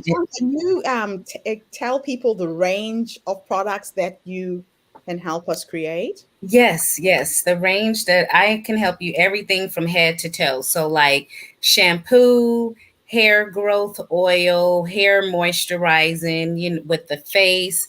I can do facial wash, facial toner, facial moisturizer, facial serums, face scrubs, liquid body soap, bar soap, body butters, body oils.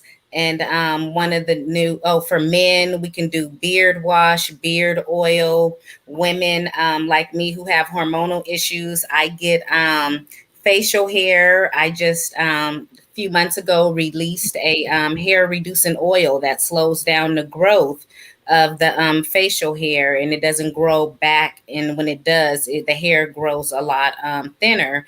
And one of the newest things that I've added, I don't know if you've paid attention to it, but there's this rave of yoni soap and yoni oil for the private area. So I've customized products for that as well. So I can help you from hair products, facial products to body products.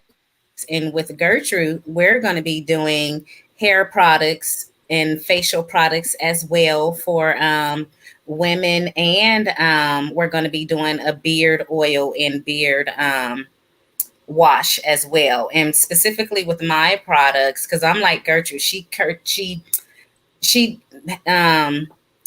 deals with men and women, and my products are universal as well. Men and women use my products because of the scents that I have chosen. You know, I was looking more at the effectiveness of what the ingredients will do, and men and women just gravitated to it. And so Gertrude's products will be for men and women as well. I have another request. Will you have scent-free? Yeah, that's because I have bad sinuses. Oh, we're doing some R&D here, research and development right here. Okay. I don't use a lot of floral scents for that reason, you know. But when you said the fruity and the honey, Oh my That God. I can relate to. Okay. But Okay. Yeah. floral scents, there's some of them I don't wear cologne for that reason or perfume. Everything is like what is it? I have a brand called White Citrus, okay? Okay, Okay. from one of the, suppliers, well known. And I use those as opposed to those that have that floral uh cherry blossom and all that kind of sweet smell, you know. Okay. So yeah, so That's just a something to plug in for consider. my request.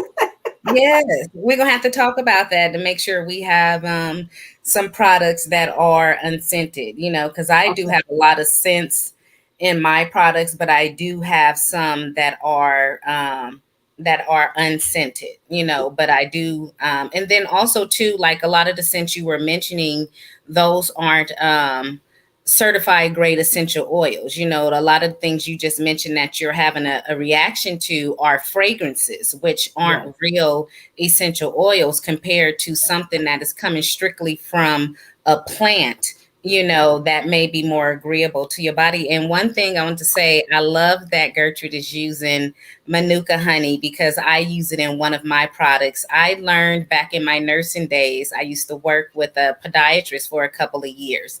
And I watched how the human body, the flesh, would mend itself and come back to life with honey. And, after watching it for years, I was like, oh my God, I can't believe this is what honey does for the body. Because you only used to hearing about putting it as a mask or drinking it or eating it.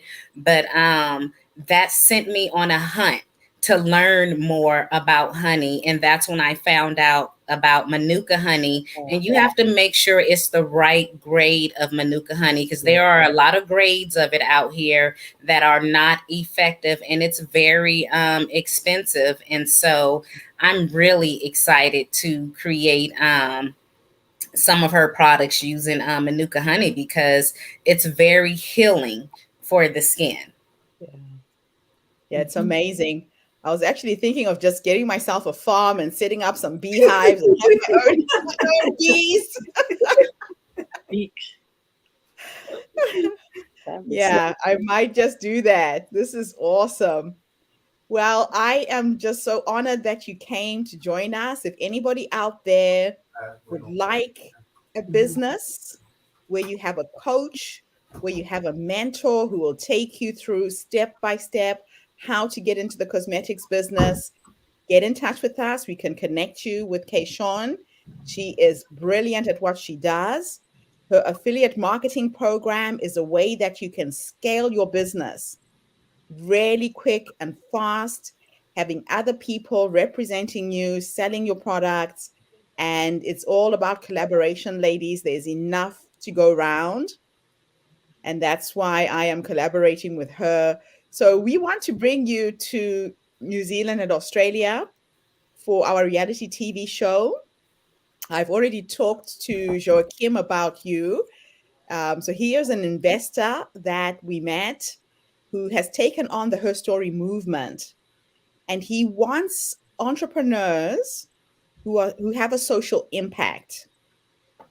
So, okay, Sean, if you haven't got a social impact project that you are supporting already, maybe this is an opportunity for you to create one. For those parents with children who have eczema, there will be some parents who can't afford these products. Maybe you might have a philanthropic side where you give away a percentage of your product to those mothers who don't have the money to be able to afford these luxury goods. So we'll talk to you about that. I have already set up your profile on Cubimo before you even knew it. We'll email it to you this weekend so you can upload your pictures, and then we can expose you to angel investors in Europe who are investing in all of us. I'm trying to set up a VC fund. VC is venture capital fund, where I invest in women's businesses, women who are having a social impact around the world. Joachim has committed to helping us raise the first 1 million. He says he can do more than that. So, Jerry, I haven't told you that I am coming to California to help pack up all of the goods to go Yes. to Zimbabwe in August. Yes, you did tell me. What So part of California you coming to? I already bought all the vacuum sealed bags. I already got them in hand. Oh, you got them already? Yes, I found some You really are good. a darling. And I've already tested it, and it does give us It compresses everything. Yeah, we can get a lot more in a box. So ladies, let's do this. All roads lead to California when I come in August, and we meet in person. Terry, we can have our book launch then. Yeah. And launch the book. There you go. I don't like that look on your face. You're like, California? No. When in August? I have to be in Minneapolis in August. It will be late August. Yeah, it'll be August 25th that I'm there. How long are you there for? I want to time it. So. Just for the weekend. All right, so I'll come at the end of the month. Gertrude, what part of California? Southern California. Okay. Okay. Katie, yeah, I'm where about are you? 6 hours away. I'm in Modesto, so that's about 6 hours from that area. Okay. So let's launch my cosmetic line as well. Can we do it that fast though? I'm pretty sure we can. Yes, I'm pretty sure. Yes. You put on one of your caftans, but you didn't show it off. I'm only seeing the top part of it, Gertrude. I'm not wearing one now. Oh, I thought you put one on. Okay. No. I will share that tomorrow. Okay. I will show the whole range of caftans that are coming out, and I will bring some, definitely. Okay. Very, very exciting times ahead, ladies. Okay, so hey, Sean, you can hang around with us if you like. If you need to go, we understand. We will move on to our next speaker, but thank you so much for coming and gracing us with your presence today. This was awesome. Thank you. You are welcome. I do have to go. My kids been in and out of here, but thank you so much. I'm excited to work with you, to launch your skincare program. And it looks like I'm going to be helping you launch your own affiliate program. And you got your first two here on screen with us. So this is going to be exciting. I love the networking, the collaborating, and building relationships.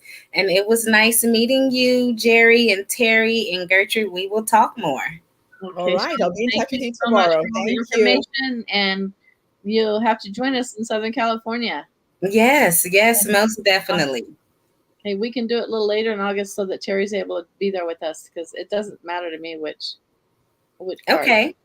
Yes. All righty. Nice meeting you, ladies. Thank you so much. Bye. Bye. Thank you. Oh, wow. Wonderful young woman. This is the kind of thing that just makes me want to wake up every day and do what we're doing. Just meeting these phenomenal human beings who are changing the world. Oh, and I get so excited. Ladies. So I have our next speaker lined up. Who is reading the bio for Kayomi? I am. Thank you, Jerry. Okay, thank you. Kayomi O'Connor. Kayomi was born to be a spiritual seeker. However, right from the start, Kayomi's life was full of emotional difficulties. An adulterous father, an over-reliant mother, and a dismissive extended family. To escape her dark life in Japan, Kayomi left Japan for the States to start her new life, where she fell in love with her future husband, Patrick, a warm, charismatic English cancer researcher with Irish heritage. Patrick helped her to finally heal her past traumas through his unconditional love and support. Together, they changed careers and moved to San Diego, where they dedicated themselves to Buddhism practice that had changed their lives and aided them in their spiritual growth and desire. Person's personality. And then Patrick was diagnosed with stage 4 metastatic melanoma in his brain. And after a fierce 3-year battle against cancer, he passed away. Kayomi was lost in grief. But when she started writing after his passing, she realized that doing so surfaced many old unhealed wounds and ultimately became her daily spiritual practice, uncovering truth from the darkness.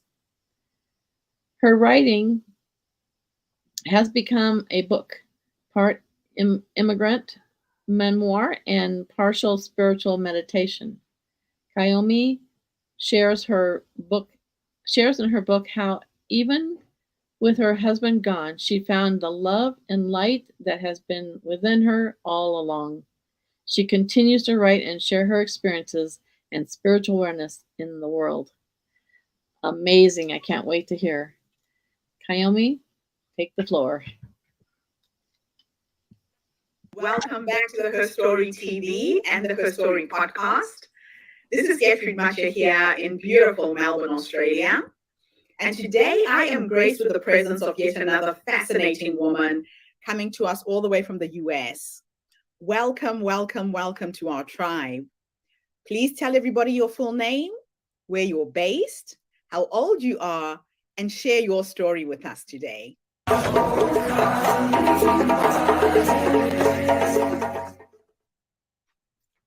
Thank you for letting me be here. My name is Kiyomi O'Connor. I am living in San Diego, California, in the United States. I am a 64-year-old, and I'm the author of the memoir, A Sky of Infinite Blue, a Japanese immigrant search for home and self. My memoir is about my spiritual journey. I'm the survivor of childhood emotional trauma. And most recently, I lost my husband and partner and best friend of 26 and a half years, 2016, July 4th. So I just passed his anniversary date recently. So just to talk about my spiritual journey, again, it is filled with tragedies and adversities. Since my childhood, my life wasn't what exactly I expected. I was very bright, kind, compassionate, good girl. But I have a familial situation made me feel I am much less than who I am. So I had a 2-year older sister and a 5-year younger sister. I'm in the middle of a Japanese parent. My father was a pretty bright, intelligent university professor. And my mom was homemaker with 3 daughters, looking after 3 daughters constantly. However, since my preschool days, so I was like 3.5, younger than 4-year-old, I had a cultural, maybe generational, familial dynamics in my household. My elder sister, 2-year-old elder sister, was always treated as a papa's child. And the eldest was always so special in Japanese families. And I was categorized and treated as a mom's child. And mom was, from the right beginning of their marriage, she had been treated, bullied, and then kind of emotionally abused by my father's side of the family, including his parents and his siblings, even in-laws, wives. So anyhow, I was put into the specific classification. I was categorized as a mother's child, and then the bullying attitude from the papa's father's side, paternal family, started when I was 3.5-years old. Whenever we have an opportunity to receive some gift or any hobby or anything, I can even I can be interested. Basically, I was excluded. So even my elder sister treated me like a servant. And then she was the only one princess and the queen in that family. And then my mother was always continuously, perpetually complaining about the situation over and over every day. So occasional assault by the paternal family was still painful, but it's not an everyday thing. But however, my mother had I think she has a psychological, mental wound by herself. So that's why she repeated, like almost depression. She repeated the problem talking to me. She kept me as her best friend. And always I was looking after my mother. As soon as I realized I was always constantly looking after my mother, caring about her, and then I was becoming codependent with her. So before whatever I have a need, I looked after my mother. I cared for her. And then even I was the victim of emotional abuse. I always prioritize my mother first. So that lasted a very long time, and then precipitated shame and also some sort of guilt. Why I am treated like this, and then how come I am worthless? I couldn't find the value of me. So I was doing pretty well at school, and then because I have to set up the armor instead of being abused. So I could perform much better as a brilliant girl, an intelligent girl with wearing armor. So I had a duality of life as soon as I became a kindergartner, and my younger sister was born when I was 5. I started to look after my younger sister and my mother. And then I was working like a servant in the house. And then the mother to my younger sister. My mother had a not just only mental, psychological weakness, but and then confusion, but also she was physically weak. So I have to take up lots of household chores for her too.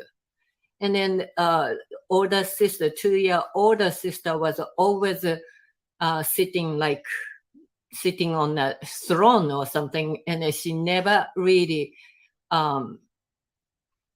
came to us to look after us or nothing. So anyhow, so that started, and then I that accumulated my psychological wound lasted a very long time until I became even 20s. So whatever I did, I had always a problem with my duality of life. I felt I was lying to myself.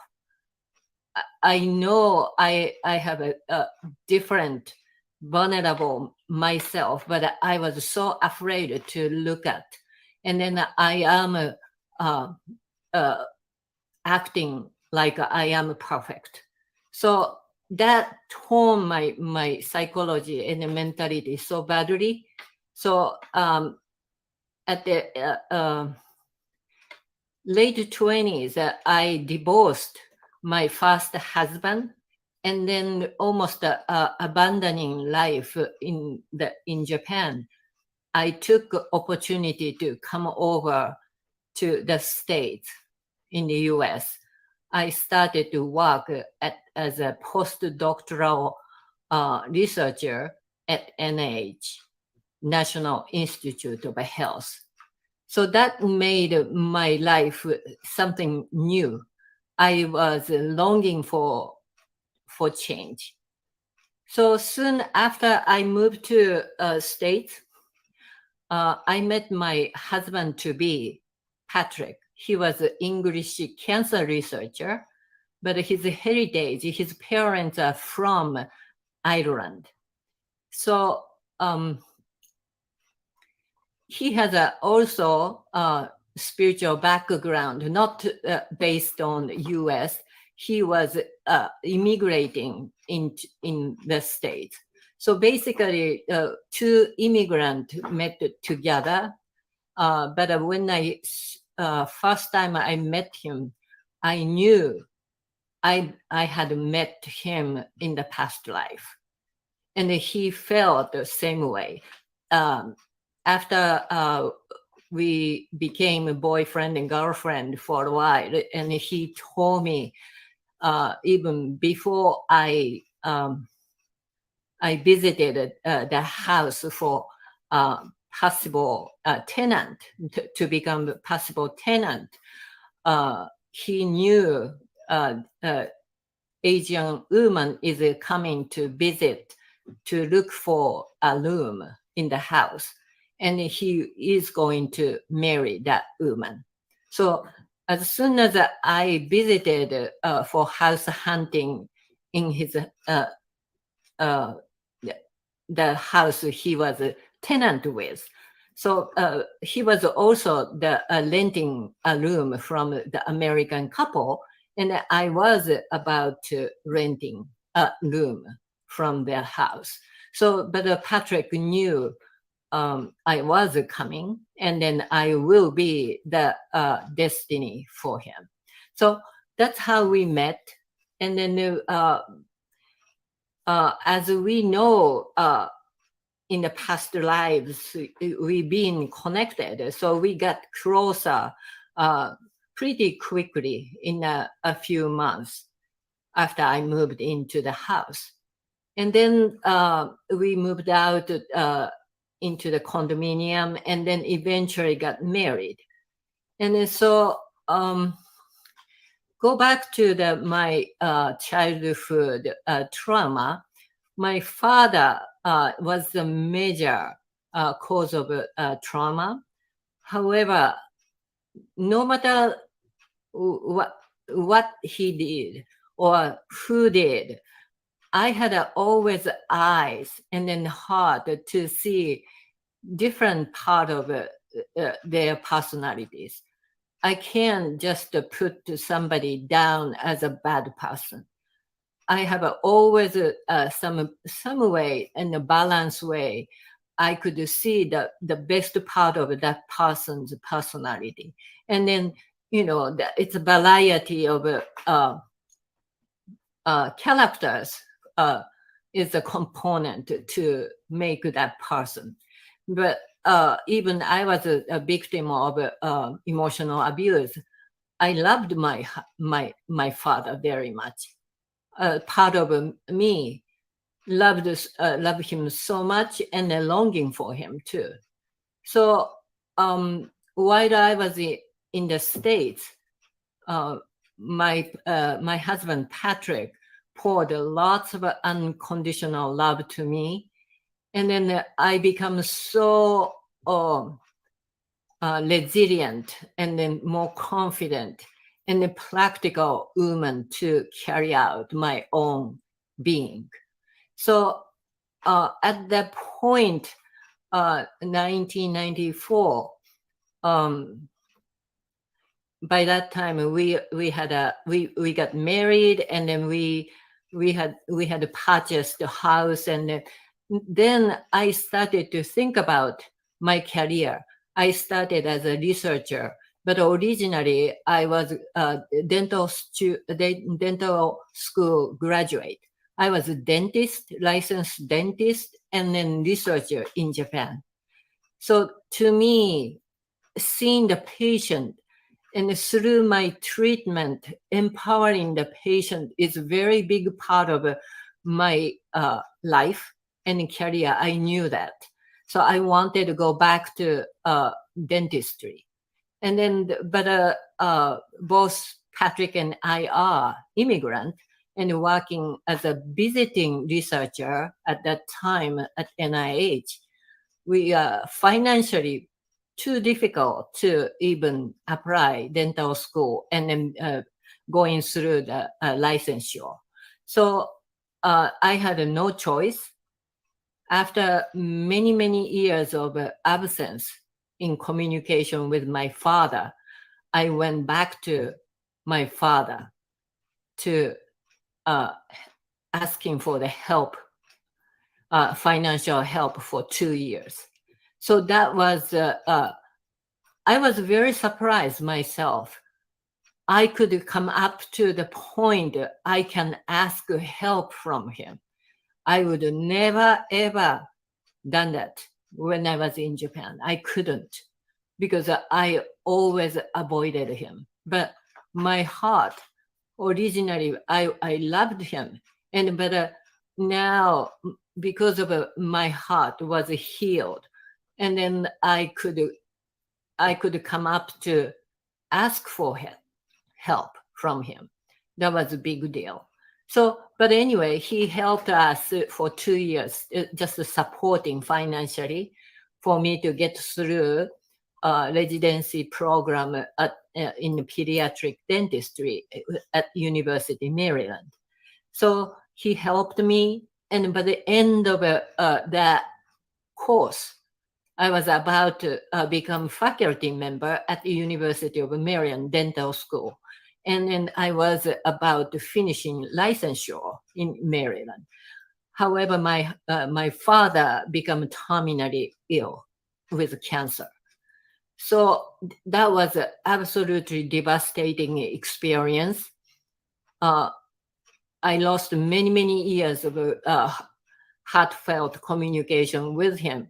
As soon as we are beginning to open up more relationship, I lost him.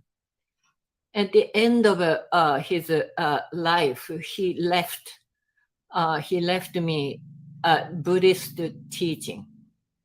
So he was very concerned about me living in the States alone. And so he left this esoteric Buddhist teaching for me to pursue. But through this teaching, my mother, my sisters, everybody was in a circle of peace.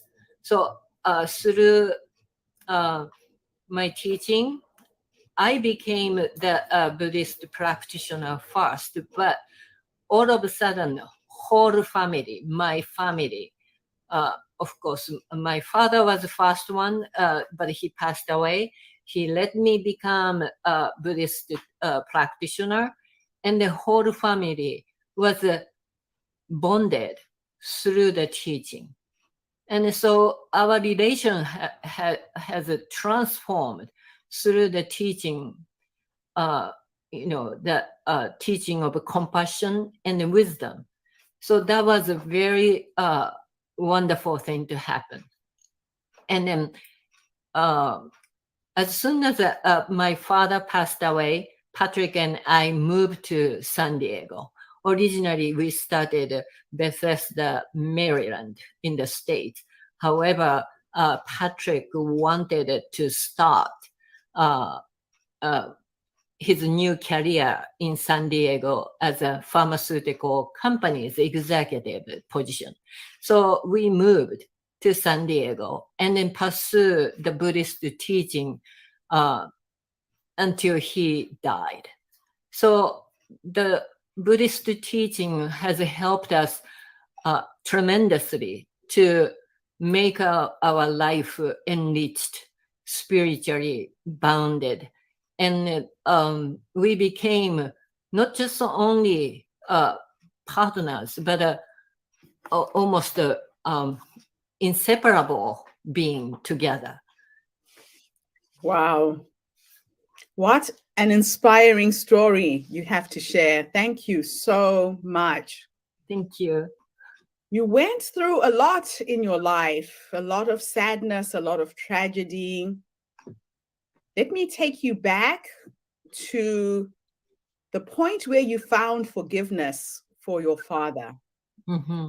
What is it that you did for yourself internally to get to that point? Because forgiveness is a difficult thing, especially within families, conflict within families. It's not easy, but they say that when you forgive, you're forgiving yourself. It actually is more for you than for the other person. Yes. So take us through the process that got you to that point. Yes. The forgiveness is a very difficult practice. And forgiveness to my father, forgiving my father, and then other people is not just only my father or the person who assaulted me. I am forgiving. Forgiveness is about I forgive myself. I offer the love, self-love I never able to do. So the time I was going through difficulties, I couldn't love myself. I couldn't offer compassion to myself. Even I could offer compassion and kindness to other people, but I couldn't do to myself. So while I was living in a practical resilience required lifestyle in the States, I started to build my own confidence and then the self-care to myself. So that's the space and the room I could go back to forgive myself. Wow. Wow. Now, this teaching that your father left for you, can you give us the essence of the teaching? What was it? So the essence of our Buddhist teaching is to find ourselves in an enlightened state, joyous state in this very life. So practical daily meditation, and then meditation become a practice through the everyday actions. We are accumulating goodness in our life and in the world. So interconnectedness is the one key for us to find where we are.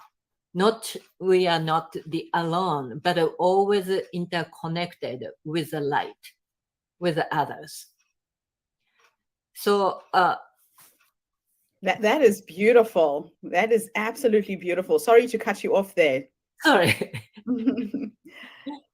Now, the book that you wrote, when did you start writing it? Yes. And what is the book about? I love the title. Do explain the title as well. Yes. So after my husband Patrick passed away from his illness, 2016, July 4th, I was absolutely lost myself. I thought that my identity, and we practice Buddhism together. So even faith, I thought, was taken. But about 9 months after he passed away, I began to write at the beginning, my writing was like a gushing out the emotions, and then the difficulties and the pains and the anguish. That's the one that I have to gushing out at the beginning. However, I knew the deepest part of my wound or the secret wasn't coming to the surface. So I needed to even dig down very deeper and deeper. And then the title of my book is A Sky of Infinite Blue. So it is a spiritual metaphor. The sky is infinite. And we are part of this infinite world, universe, the part of the light. But when we are in the darkness, we can't see that light.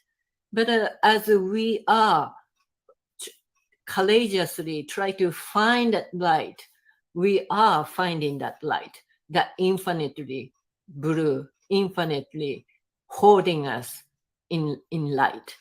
So Oh, that is so beautiful. Absolutely beautiful. thank you. And a reminder to all of us that we are infinite. Wow.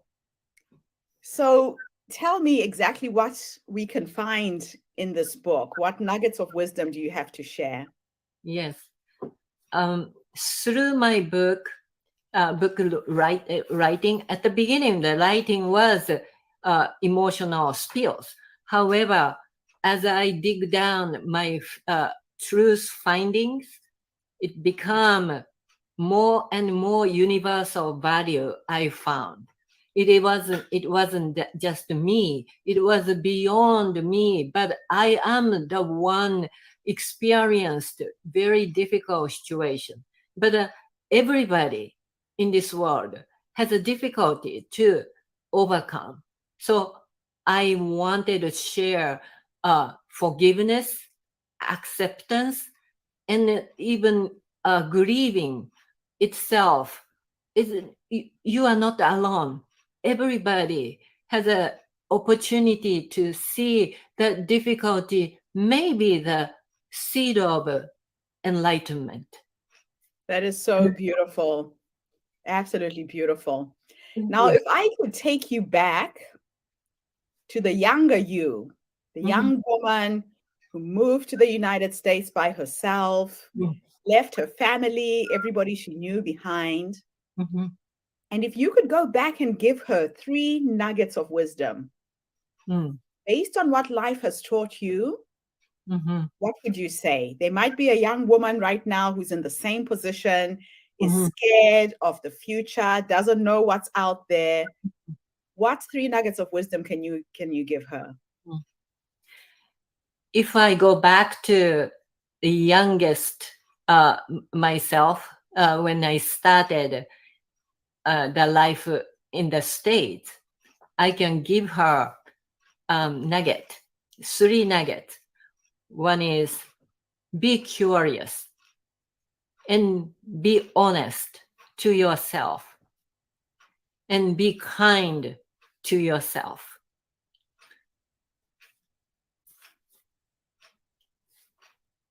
Very, very simple, but to the point. Yes. As women, we do forget to be kind to ourselves. I think sometimes we are our worst critics. Yes. We say things in our heads to ourselves you would never say to your best friend. Yes, exactly. Like we try to be perfect, but we forget who we can be. That is so true. So now let me take you into the future. If time was an illusion, yes, you're now 100 years old. You're sitting on your rocking chair, surrounded by your friends, your family, if you have children, your dogs, your cats. And you could go and have a conversation with that future you. Based on how you've lived your life and how she has led you to that point, what would you say to her? If I meet myself in the future as a 100-year-old woman, I will be very happy to see her. And I would admire her as she lived the life in full. And she had a multiple interesting careers, and but always she was always penetrated through the desire to be truthful and finding truth in her. So that tenacity is something to admire. So I would say I love you. Fantastic. I love to ask that question because I believe that our future selves are waiting in the future for us to catch up with them. Mm-hmm. Sometimes when I'm struggling with something I'm trying to figure out, a decision I have to make, I go into meditation and I tune into her energy, Mm-hmm. and I ask her for guidance. Mm-hmm. Sometimes I just ask, what is my next step? Mm-hmm. And then the answer comes to me. Mm-hmm. So I like to share this technique with my listeners, Mm-hmm. that we are born with all of the answers to all of the problems we have in life. Mm-hmm. It's already in you. Mm-hmm. And you can just dig deep into the future you, the person you want to become. Mm-hmm. And she will guide you there. Mm-hmm. So, as my last question for you, is there anything I should have asked you and I didn't?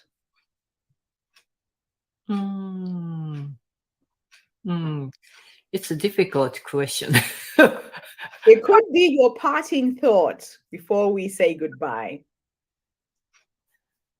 I like to share with the Gertrude audience, and then the listener of this podcast. I like you to be yourself, and then I like to encourage yourself to be true you. So that's all I want to say. Beautiful way to end our interview. And people can get your book on your website. Is that correct? Is it on Amazon? Where else can they get it? Yes. Should I say that? Yes, that we want people to get access to your wisdom. I have your website running at the bottom of the screen. Yes. So they can either buy it on your website or Amazon? Yes. Anywhere internationally major booksellers online, like Amazon, Barnes and Noble, or Goodread, anywhere you can buy. Okay. Yes. Absolutely wonderful. Well, we look forward to supporting you with this book. Thank you. And helping you get it out into the world in a big way. Yes. Thank you for gracing us with your presence today. And thank you to everybody who's come online to listen. It was an absolute honor to share this amazing woman and her book that has come out. Go onto Amazon and find it and support to get her message out into the world. Bye for now, everybody. I'll be back again tomorrow with yet another amazing guest. In the meantime, have a good morning, evening, or afternoon, wherever you are in the world. And bye for now. Thank you.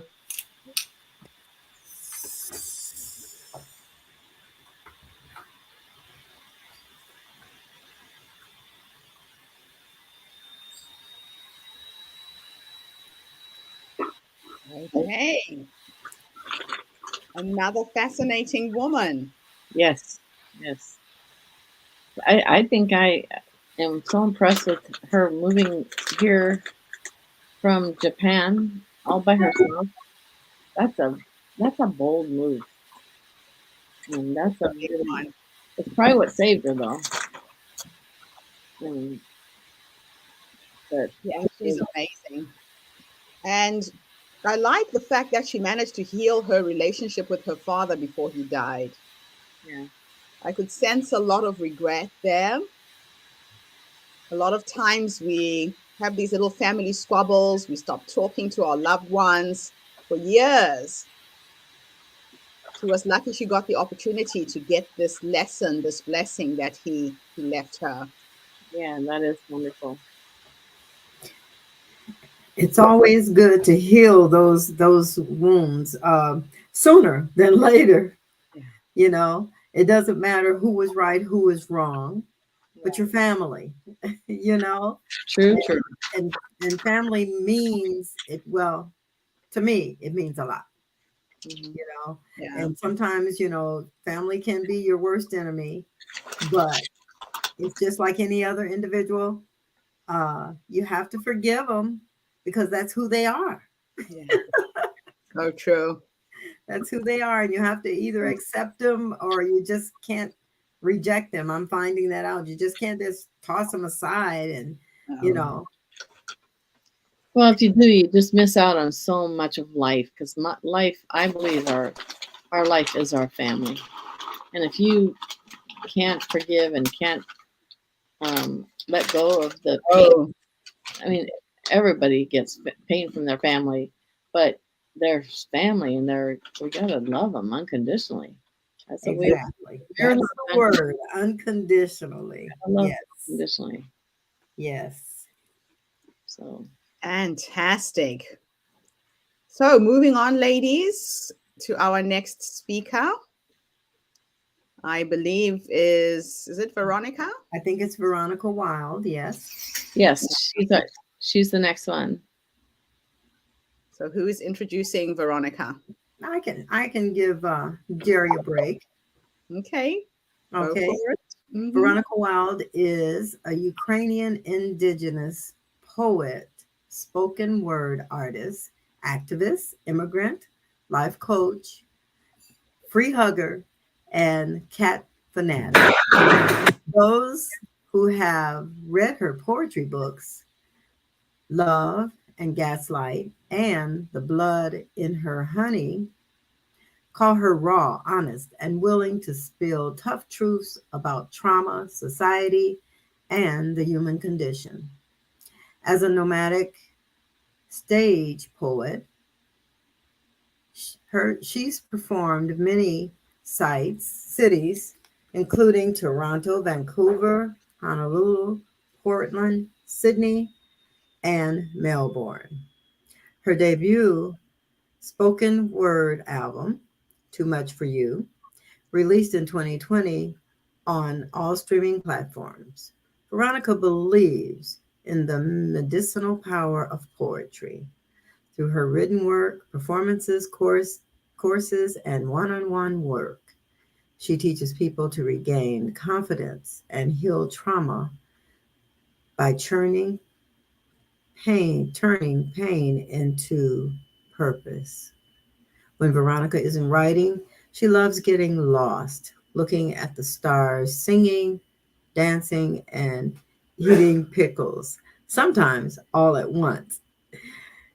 You're welcome to follow her on Facebook, Veronica Wild, and Instagram at Veronica Wild. I introduce to you Veronica.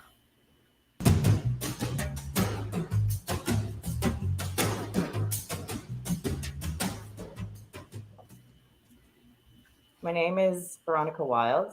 At least that's what I go by for my poetry. Right now, I'm in Montreal, Canada. I've been based in Toronto. Um, it's actually where are you from and where are you based are the most complicated questions that I devote so much time to answering. So I'll get back to you on that. I just turned 34, which is an interesting age. I had a friend who passed away from a rare blood cancer at, I thought, age 33. And then I found out as I was nearing the end of being 33 that she had actually died at 34. And so I had spent this entire year feeling like, oh my gosh, is it going to be me next? She drank green juice and did yoga every day. And is it going to be me? And so I had to make this choice about whether or not I was going to feel that way about being 34. And I decided I wasn't going to, and I was going to let go of this I'm about to die any moment sort of thing.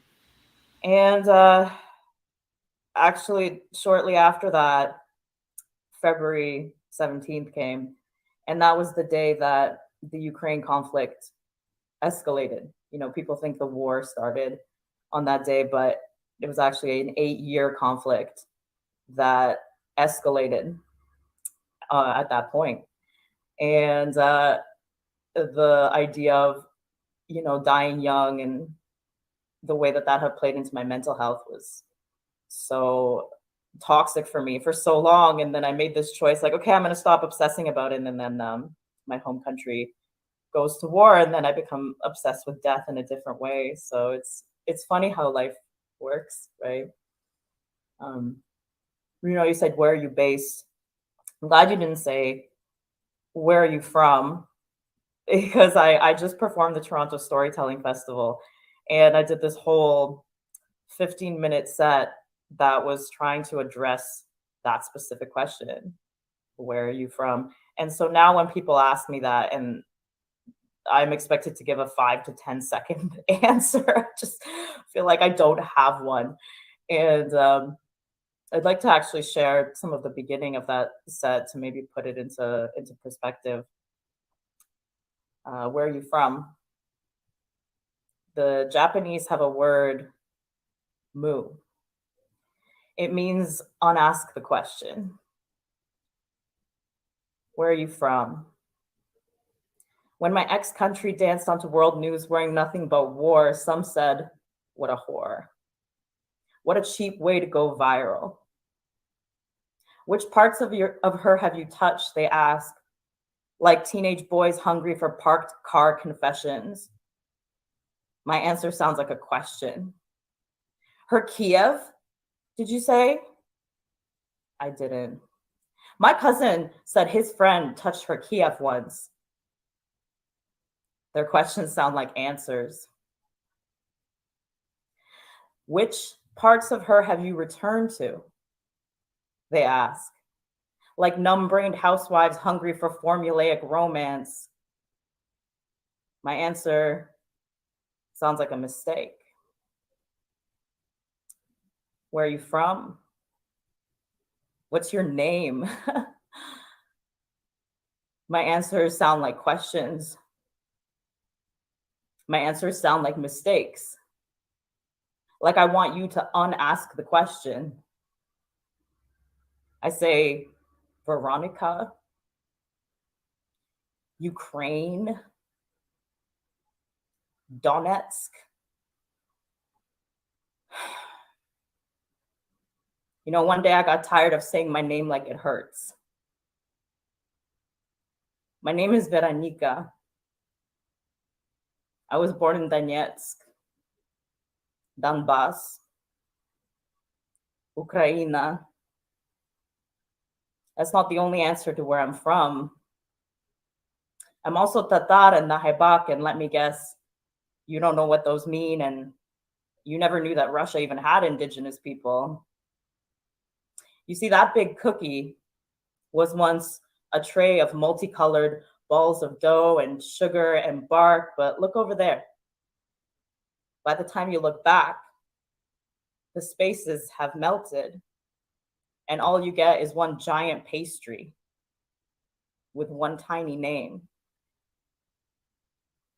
These demographics that sit so silently on the map. You won't notice the Matryoshka doll, hand-painted, sitting neatly on the windowsill until the cat, chasing a paper mouse, knocks her over to the floor, until she falls and breaks open her dress house, cracks, but doesn't break to the core. You won't notice the pickled herring with a mayonnaise accent and beet-stained teeth until she lisps through a sliced tongue, until her words capture the words inside yours. And you realize she was never the only one. Who are you? Where are you from? Identity is a funny thing. You are whatever you are through every turn of weather, through every change of mood. Those inescapable things. The stories we carry on our backs. You know, the Nahai Bak people, there's only 8,000 of us left in the world. You know, they say we share a genetic code with the wolves, but they just mean the little numbers, like a license plate. The ethnic code of the Nahai Baks is the same as the genetic code of the wolves, and I wonder which one of us they think will disappear first. My grandmother says that her and my grandfather are not from two different tribes. She said that they were all the same tribe. Nomads from Mongolia, having moved into what is now called northern Russia, swept over by Turkish influence, believed in the Quran, and then the Christian influence came, and they drove some of those people, the Tatar people, into the river. Nahai Bak means somebody with a bent over back. And the stories go that they were whipped into the river and forced to convert to Christianity and given a different name. It's interesting to be from these people, to have my grandfather look the way that he does, and to have never realized that there was a word for it, that I was native to somewhere else. And to live in a country where there are thousands of children being found under churches, where there's a genocide, and then to have been born in a country where a new genocide has appeared. And to be a poet through it all, it's heavy, but these are the stories I carry. You know, my body is a broken home too. So much of what I've been writing about since I changed my focus to poetry has been the experience of being a woman, trying to heal from sexual assault, overcoming toxic relationships, overcoming the effects of, I don't want to call it the patriarchy, but it's just the world and the way it is. Whatever it is that the patriarchy is back home, you look how the men go to war, you look how the women go to war. The children are still innocent.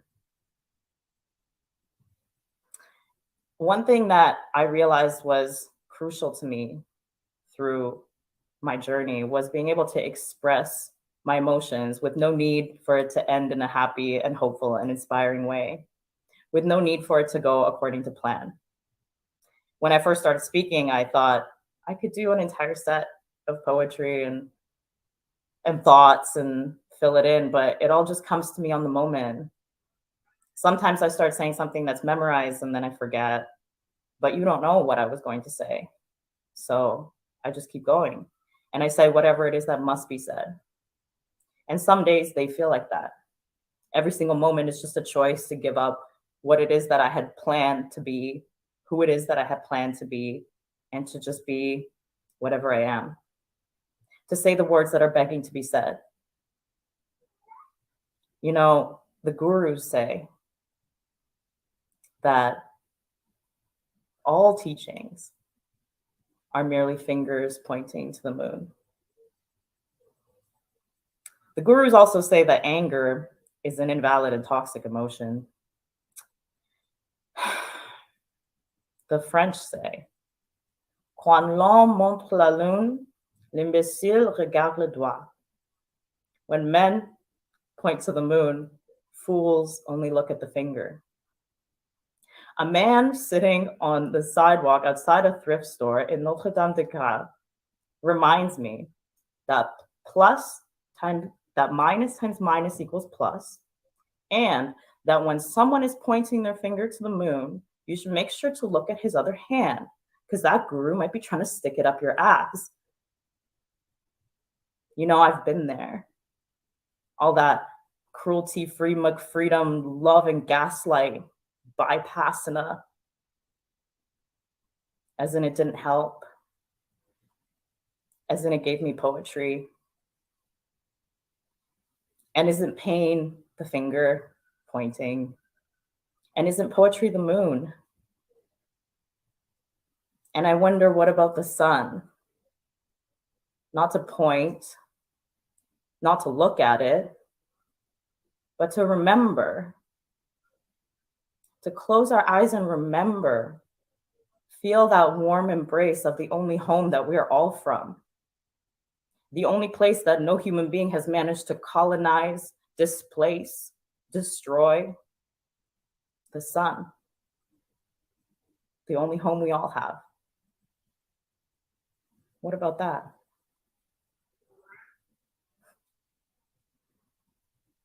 I think the most important thing I've learned in my whole life is to be honest.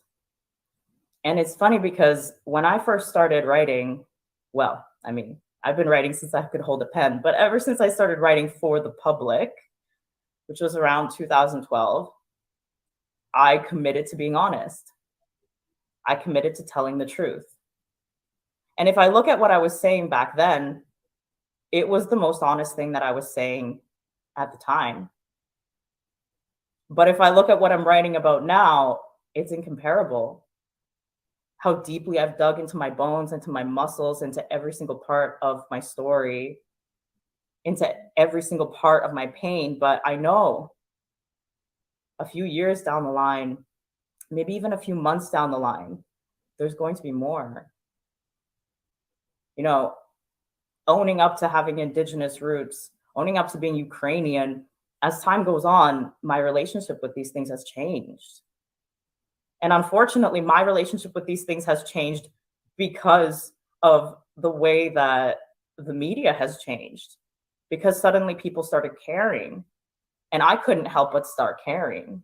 And then I watched how people's thumbnail colors would change to blue and yellow, and how it would make me feel. And how when the hashtag stopped being trending, people would take the thumbnail colors off. And I never changed my thumbnail color because my heart is blue and yellow. I never needed to do that. I walk by the news and I am reminded of something that I can't help but care about. There's a difference between being unable to stop caring about something and wanting to care about it. That's identity. Those are the stories we carry on our backs. And they're heavy. You know, I've spent so much of my life thinking, this is so much. Like, why did I have to carry an abusive past? Why did I have to carry multiple sexual assaults? Why did I have to carry feelings of abandonment? And now I have to carry colonialism, genocide in multiple countries that I'm related to. I mean, why? It's so heavy. And, you know, then I realized that I'm carrying this whole pack full of tools, full of instruments. And other people maybe just got one or two. They got like a crowbar and a hammer. And I've got this whole backpack full of various wrenches and screwdrivers and balloons and gases and lotions and potions, and it's heavy. And I've just spent most of my life walking around talking about how heavy it is, even writing poems about how heavy it is, but at the end of the day, feeling sorry for myself for carrying something so heavy instead of feeling grateful that I have all these instruments that I can use, that I have all these ways in order to empathize with other people, that I'm able to have compassion for groups of people beyond my own experience because I know what it's like to have an experience that's not common. So is it heavy? It is, but it's kind of corny to say it's how you carry it. For me, it's more like a way for my back to get stronger, because the choice becomes, are you going to unload the bag, get rid of all of these tools and instruments, or are you going to learn to carry it? And, you know, when I first started writing for the public, I would have told you that I figured out how to carry it, and I haven't. I mean, even today, I feel incredibly hormonal. Like, being a woman in her 30s, like, I don't even know what's happening most days. Like, every single time I have a period, it's like my body hates me and is so angry that I'm not pregnant. Like, I don't know why everybody's not talking about that. I don't know why that's not something that my mother told me, or women around me told me, that it would be like this. But the more that hurts, the more I see a news report about Ukraine, and then that hurts. And then I just see like a street person who makes eye contact with me, and I see the pain in their eyes, and that hurts. And it's all just piling up. And I've begun to let go of the illusion that it will ever be painless. Because when I first entered the Love and Gaslight community, I really believed that you could heal and cure all your suffering through self-awareness and, personal growth and self-love, and it helps, but it's not a cure for the pain. And the pain in itself is a tool. It's a really important tool that we all have. And as women, especially, I mean, every month, I am something that a man can never be. All my pain is brought to the surface. And the older you get, the more intense it gets. Like, God knows what even happens at menopause. Like, somebody warned me. Why is there no memo?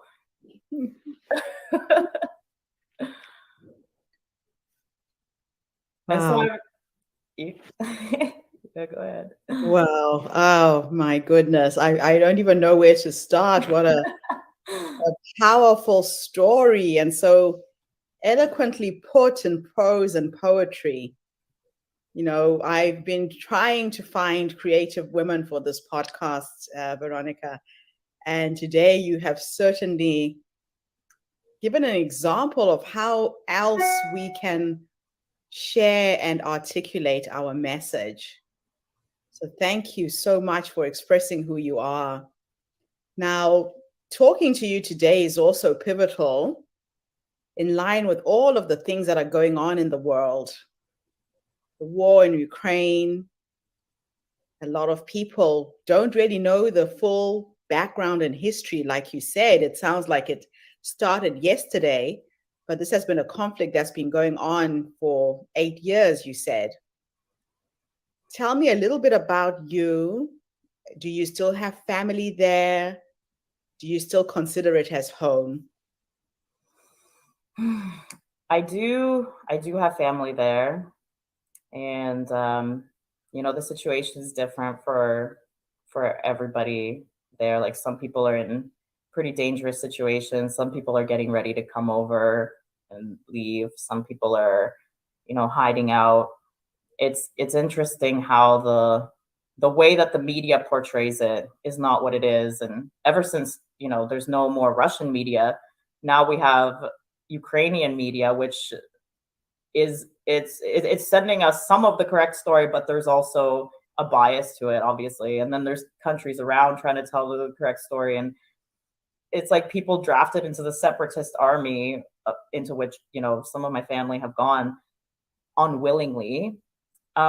They just get cut off contact completely. Like, they can't access social media, and they can't email or call people, and they just get cut off. So it's a really big mess, and it's hard to know what's going on.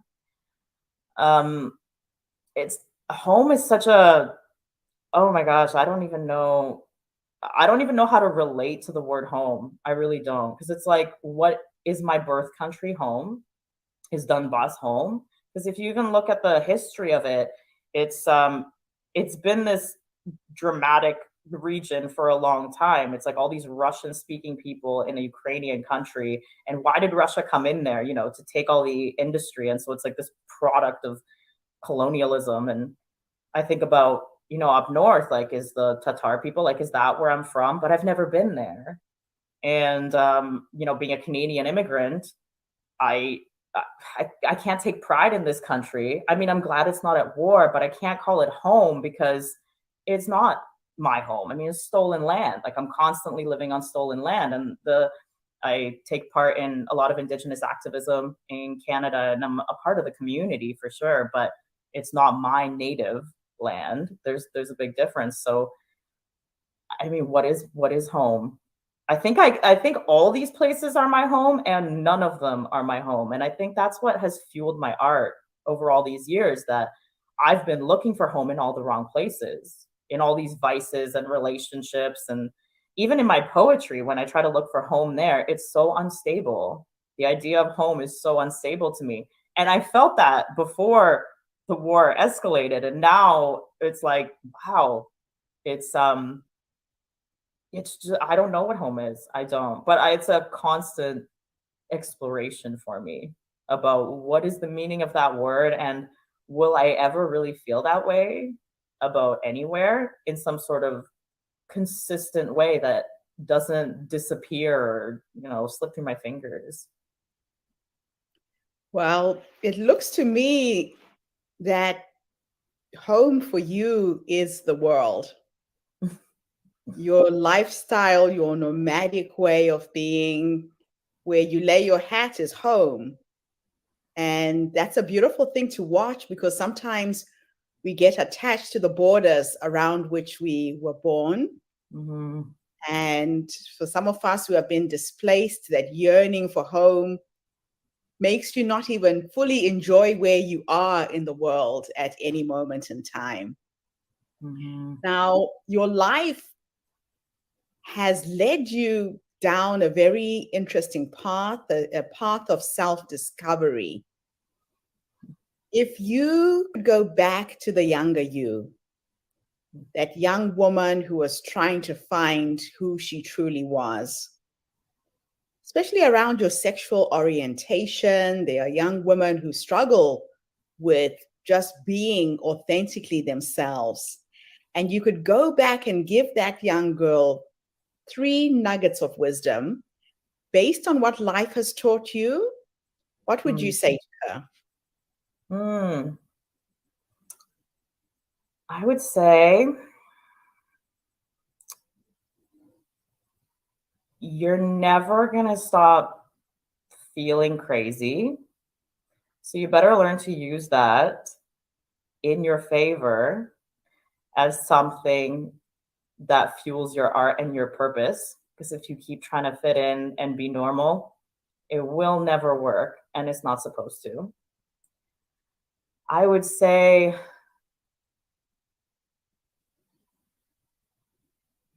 there's a purpose to every single piece of pain.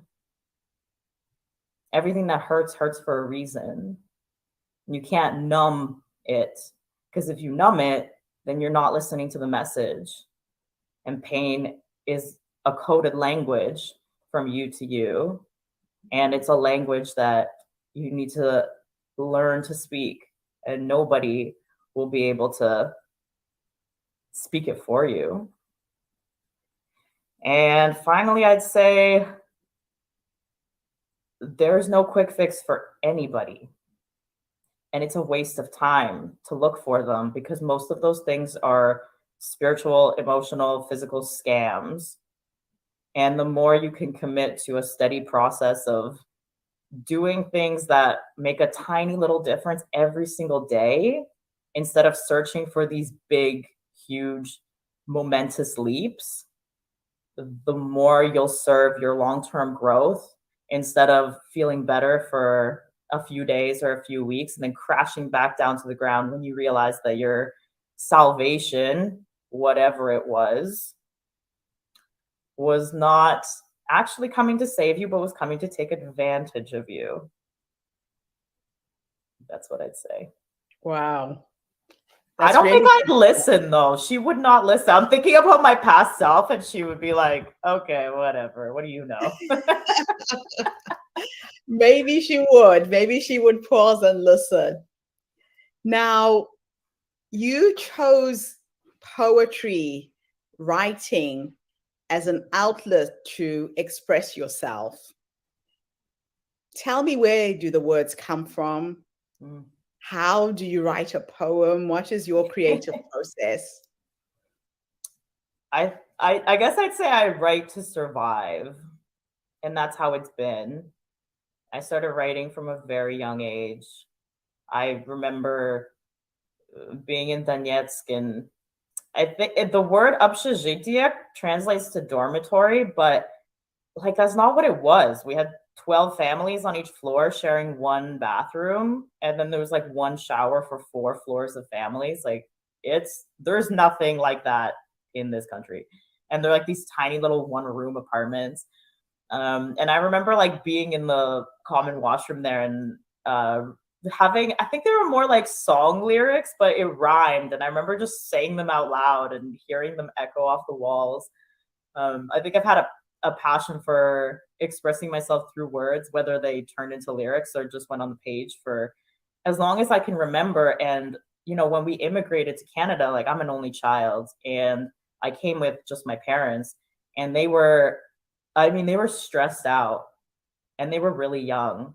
There's a lot of things that I've had to forgive my parents for and remember just how young they were and how, like, I was really, if I had had a child at the age that they had me, I would have done worse, I think, as a parent, because I don't know how they did it. I really don't. But I was on my own a lot of the time, and I didn't feel emotionally supported by them at all, and trying to go into the school system and having this thick accent and wearing these different clothes and just being so different. And I was like really chubby and, all these little things. I didn't have anyone to talk to about what I really felt. So my notebooks were a place where I could feel heard.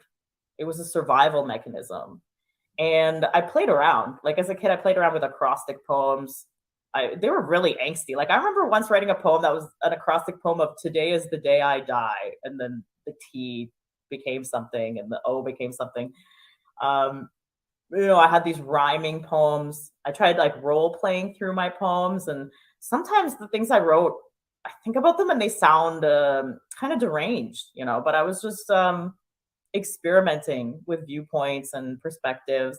Sometimes I would write in the third person. Sometimes I would write in different fonts. And it became a thing where anytime I felt really hopeless, and anytime I felt really alone, like nobody would listen, I knew that page would listen to me. It doesn't interrupt and it doesn't judge.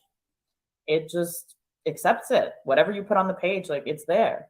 And as time has gone on, the more I've read other people's poetry, the more I've felt, oh, okay, maybe I'll try this or maybe I'll try that. And a lot of my work right now, I have really experimental structures that I've invented myself. I mean, I'm not trying to write sonnets and limericks and things that have already been created. Like I'm creating my own structures, but there are structures within it. I am a big fan of editing, and I try not to overuse words, when there's a word that feels kind of weak. I mean, the word home a lot of the time feels weak. And so I would go and I would try to make it more poetic. And there's sometimes a process I go through of trying to find ingredients for the poems where I make lists of just poetic things I see throughout the day. Like sometimes something happens and it's just, I mean, it's uncanny. It's like real life makes poems all the time. And I think a poet is somebody who just notices that that's happening and takes note of what life did and then puts it down on the paper with other little things that life did. And then it becomes relatable because the human condition being reflected in the outside world and then reflected back in. If I can make myself feel something with my words, if I can let them lie for a week or two and then come back to them and say, oh, I feel that, then I know other people are going to feel it. And it, to me, is a process of brewing medicine. That's really what I always say, because I run writing courses and workshops too. And I always remind people that poetry is medicine. You're brewing your own medicine that doesn't exist anywhere else. So you have to make sure that it works. It has to hit you. It has to make you feel something. Because if it doesn't, it's just still in editing. So I believe in editing. That's for sure. Oh, I love that. That's a beautiful process that you've just shared, because sometimes people get scared to put it out there. But you're right. If it feels right for you, it's going to impact on the reader as well. So that should be your note to say that it's good, right? That you can release it to the world. I absolutely love that. Mm-hmm. So now let me take you into the future. Let's have a little thought experiment. And time is an illusion, and time doesn't exist. And I'll teleport you to the 100-year-old you, or maybe 120 with science. We are going to live much longer than we are now.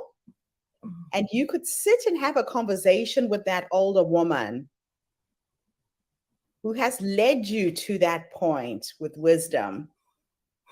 What would you say to her? Wow.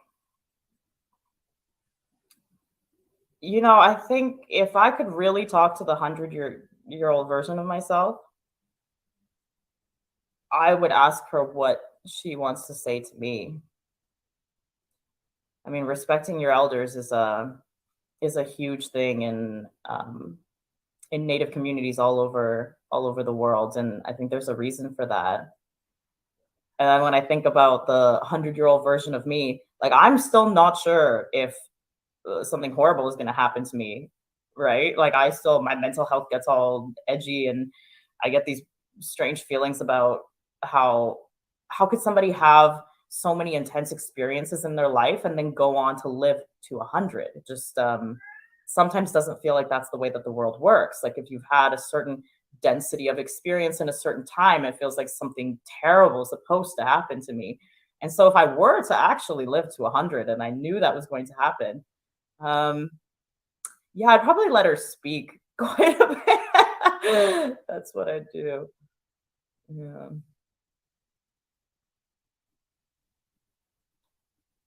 I love that. So you would just tap into that wisdom and allow her to express herself. Mm-hmm.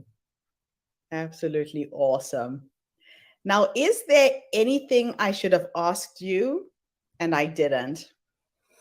I'm one of these people that like when I'm in a social interaction, like I just feel like kind of like I'm in a performance too. Like I'm just going with the flow, and everything that's happening just feels perfect because it has to be perfect, because everything just has to come together. And then afterward, even after my best performances, sometimes I sit there and I'm like, oh, why did I say that? Or like, why did I do this? Or why did I do that? And I know the answer to your question might come to me after we're done and I'm, sitting on the balcony watching the rest of the sunset. And I think, wow, I should have said this to her when she asked this. But right now, the answer is no. I can't think of anything, but I will, I'm sure. I will. Yeah. Well, it's just a sign that I did a good job with the interview, I hope. Yeah. It was really nice talking to you. Yeah. Wonderful talking to you too, Veronica. So you run workshops, you help people express themselves through writing.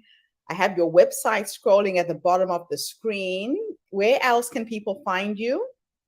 If you search for my poetry books, the first one that I released is Love and Gaslight. So I've got that available in ebook, paperback, hardcover. And recently I released The Blood in Her Honey, which is a book where I processed all my daddy issues. I don't mean that I'm over it. I just mean that I wrote about it, which must count for something, I'm sure. And I do have more books coming on the way. So if you look up my name, I'm the only one in the world with my name. Even my first name should lead you to me, and just see what it is that I'm sharing, what I'm releasing. I have things coming out on Instagram and YouTube all the time. I'm trying to make my whole thesis that poetry is medicine. I'm trying to not only share my medicine, but also share that experience with other people. So I have a writing course, Write Out Your Pain, but I also have my art within itself. And I think taking an example from the way about how honest I am, I think that's one of the only things that I can really say about myself without feeling like I'm, tooting my own horn. Like I do feel like I'm really honest. And I think that's been really medicinal for me on the journey of healing trauma. And I would love for people to read my work and feel like, wow, did she just say that? Like Yrsa Dally Ward. When I first read Bone by Yrsa Dally Ward, I thought, did she write all this? Like, did she actually say these things about her family and her life? And wow, and it inspired me to say more. So I hope to be able to give people the gift of that feeling through my books and my courses. That honesty. Oh, I love that. Absolutely wonderful. Thank you so much for this amazing interview. And thank you to everybody who tuned in today. The Herstory movement is looking for inspiring stories to be expressed in any way possible. So if you're a dancer, come and dance. If you sing, come and sing. And Veronica, thank you for expressing yourself through poetry this morning. Thanks for having me, Gertrude. Have a fantastic day, everybody. I'll be back again tomorrow with yet another amazing guest. In the meantime, bye for now.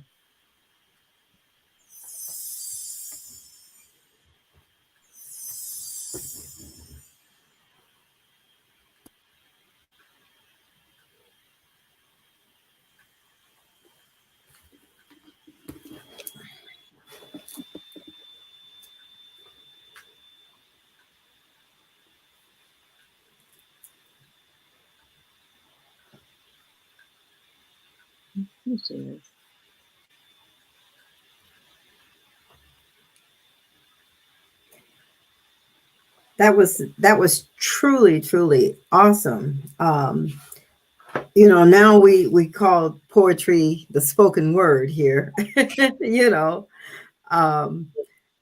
I could feel her pain because I know when the John Floyd issue came up and the youth, they were marching, and I'm like, here we go again. I mean, I could have written poetry. In fact, I did create an inspirational playlist at that time because it was like every song was just hitting. It was like, okay, you guys, how much longer are we going to have to fight to be accepted in the United States and not treated like we're back, in slavery days? I mean, I internalized that so much. It was just like I got off work and I was sitting there and it was going on. Everybody was protesting. I said, no, not again. I'm too old to protest. What can I do to help? What can I do to help?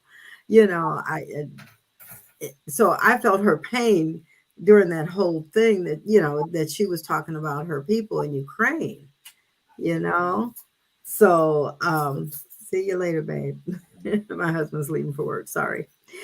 And so it was just one of those things. I mean, I felt so sorry for her, and it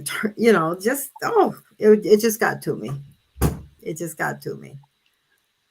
Yeah. And the thing with this story, especially the Ukraine story, we all think the war started a few months ago. It's been going on for years. This conflict has been going on for a long, long time. And we're only just hearing about it now. And who knew Russia had indigenous people? These are people whose stories have been written out of history completely. Mm-hmm, mm-hmm. Yeah. She did say only 8,000 of them left. Mm-hmm. That's a drop in the bucket. It sure is. Yeah. Yeah. Very, very sad. Yeah. I can remember when I visited South Africa and we went to all the museums and the prisons that had been turned into, museums and educational facilities. And I was like, why didn't I know all of this was going on? It was during a time when I was a senior in high school. Okay. And I'm like, I never, well, the United States was careful about what they let us hear. Okay. Yeah. So, and I was just amazed. I was like, I couldn't believe that I lost that somewhere. All that history that just goes down with us not really knowing these things. Mm-hmm. Mm-hmm. So, ladies, I think we will end our day here. I thought we would have Isaiah join us in person. He said he has to go to a wedding. Isaiah has graced us with his presence before. He has an amazing, amazing story. He's based in Australia, originally from Sierra Leone. So he said he will come and speak live tomorrow morning. So we'll have him as one of our first speakers. Great. And thank you so much for being here, for holding space and allowing these beautiful stories to breathe. Tomorrow's our last day, so get lots of rest. And we will be back again tomorrow. Any parting thoughts, ladies? I just need you to hold on at the end of the broadcast. Don't despair on me. Me too. Thank you, ladies. I will see you all tomorrow. And thank you to everybody who's tuned in. Thank you. Thank you. It's been wonderful. Yes. Bye for now, everybody.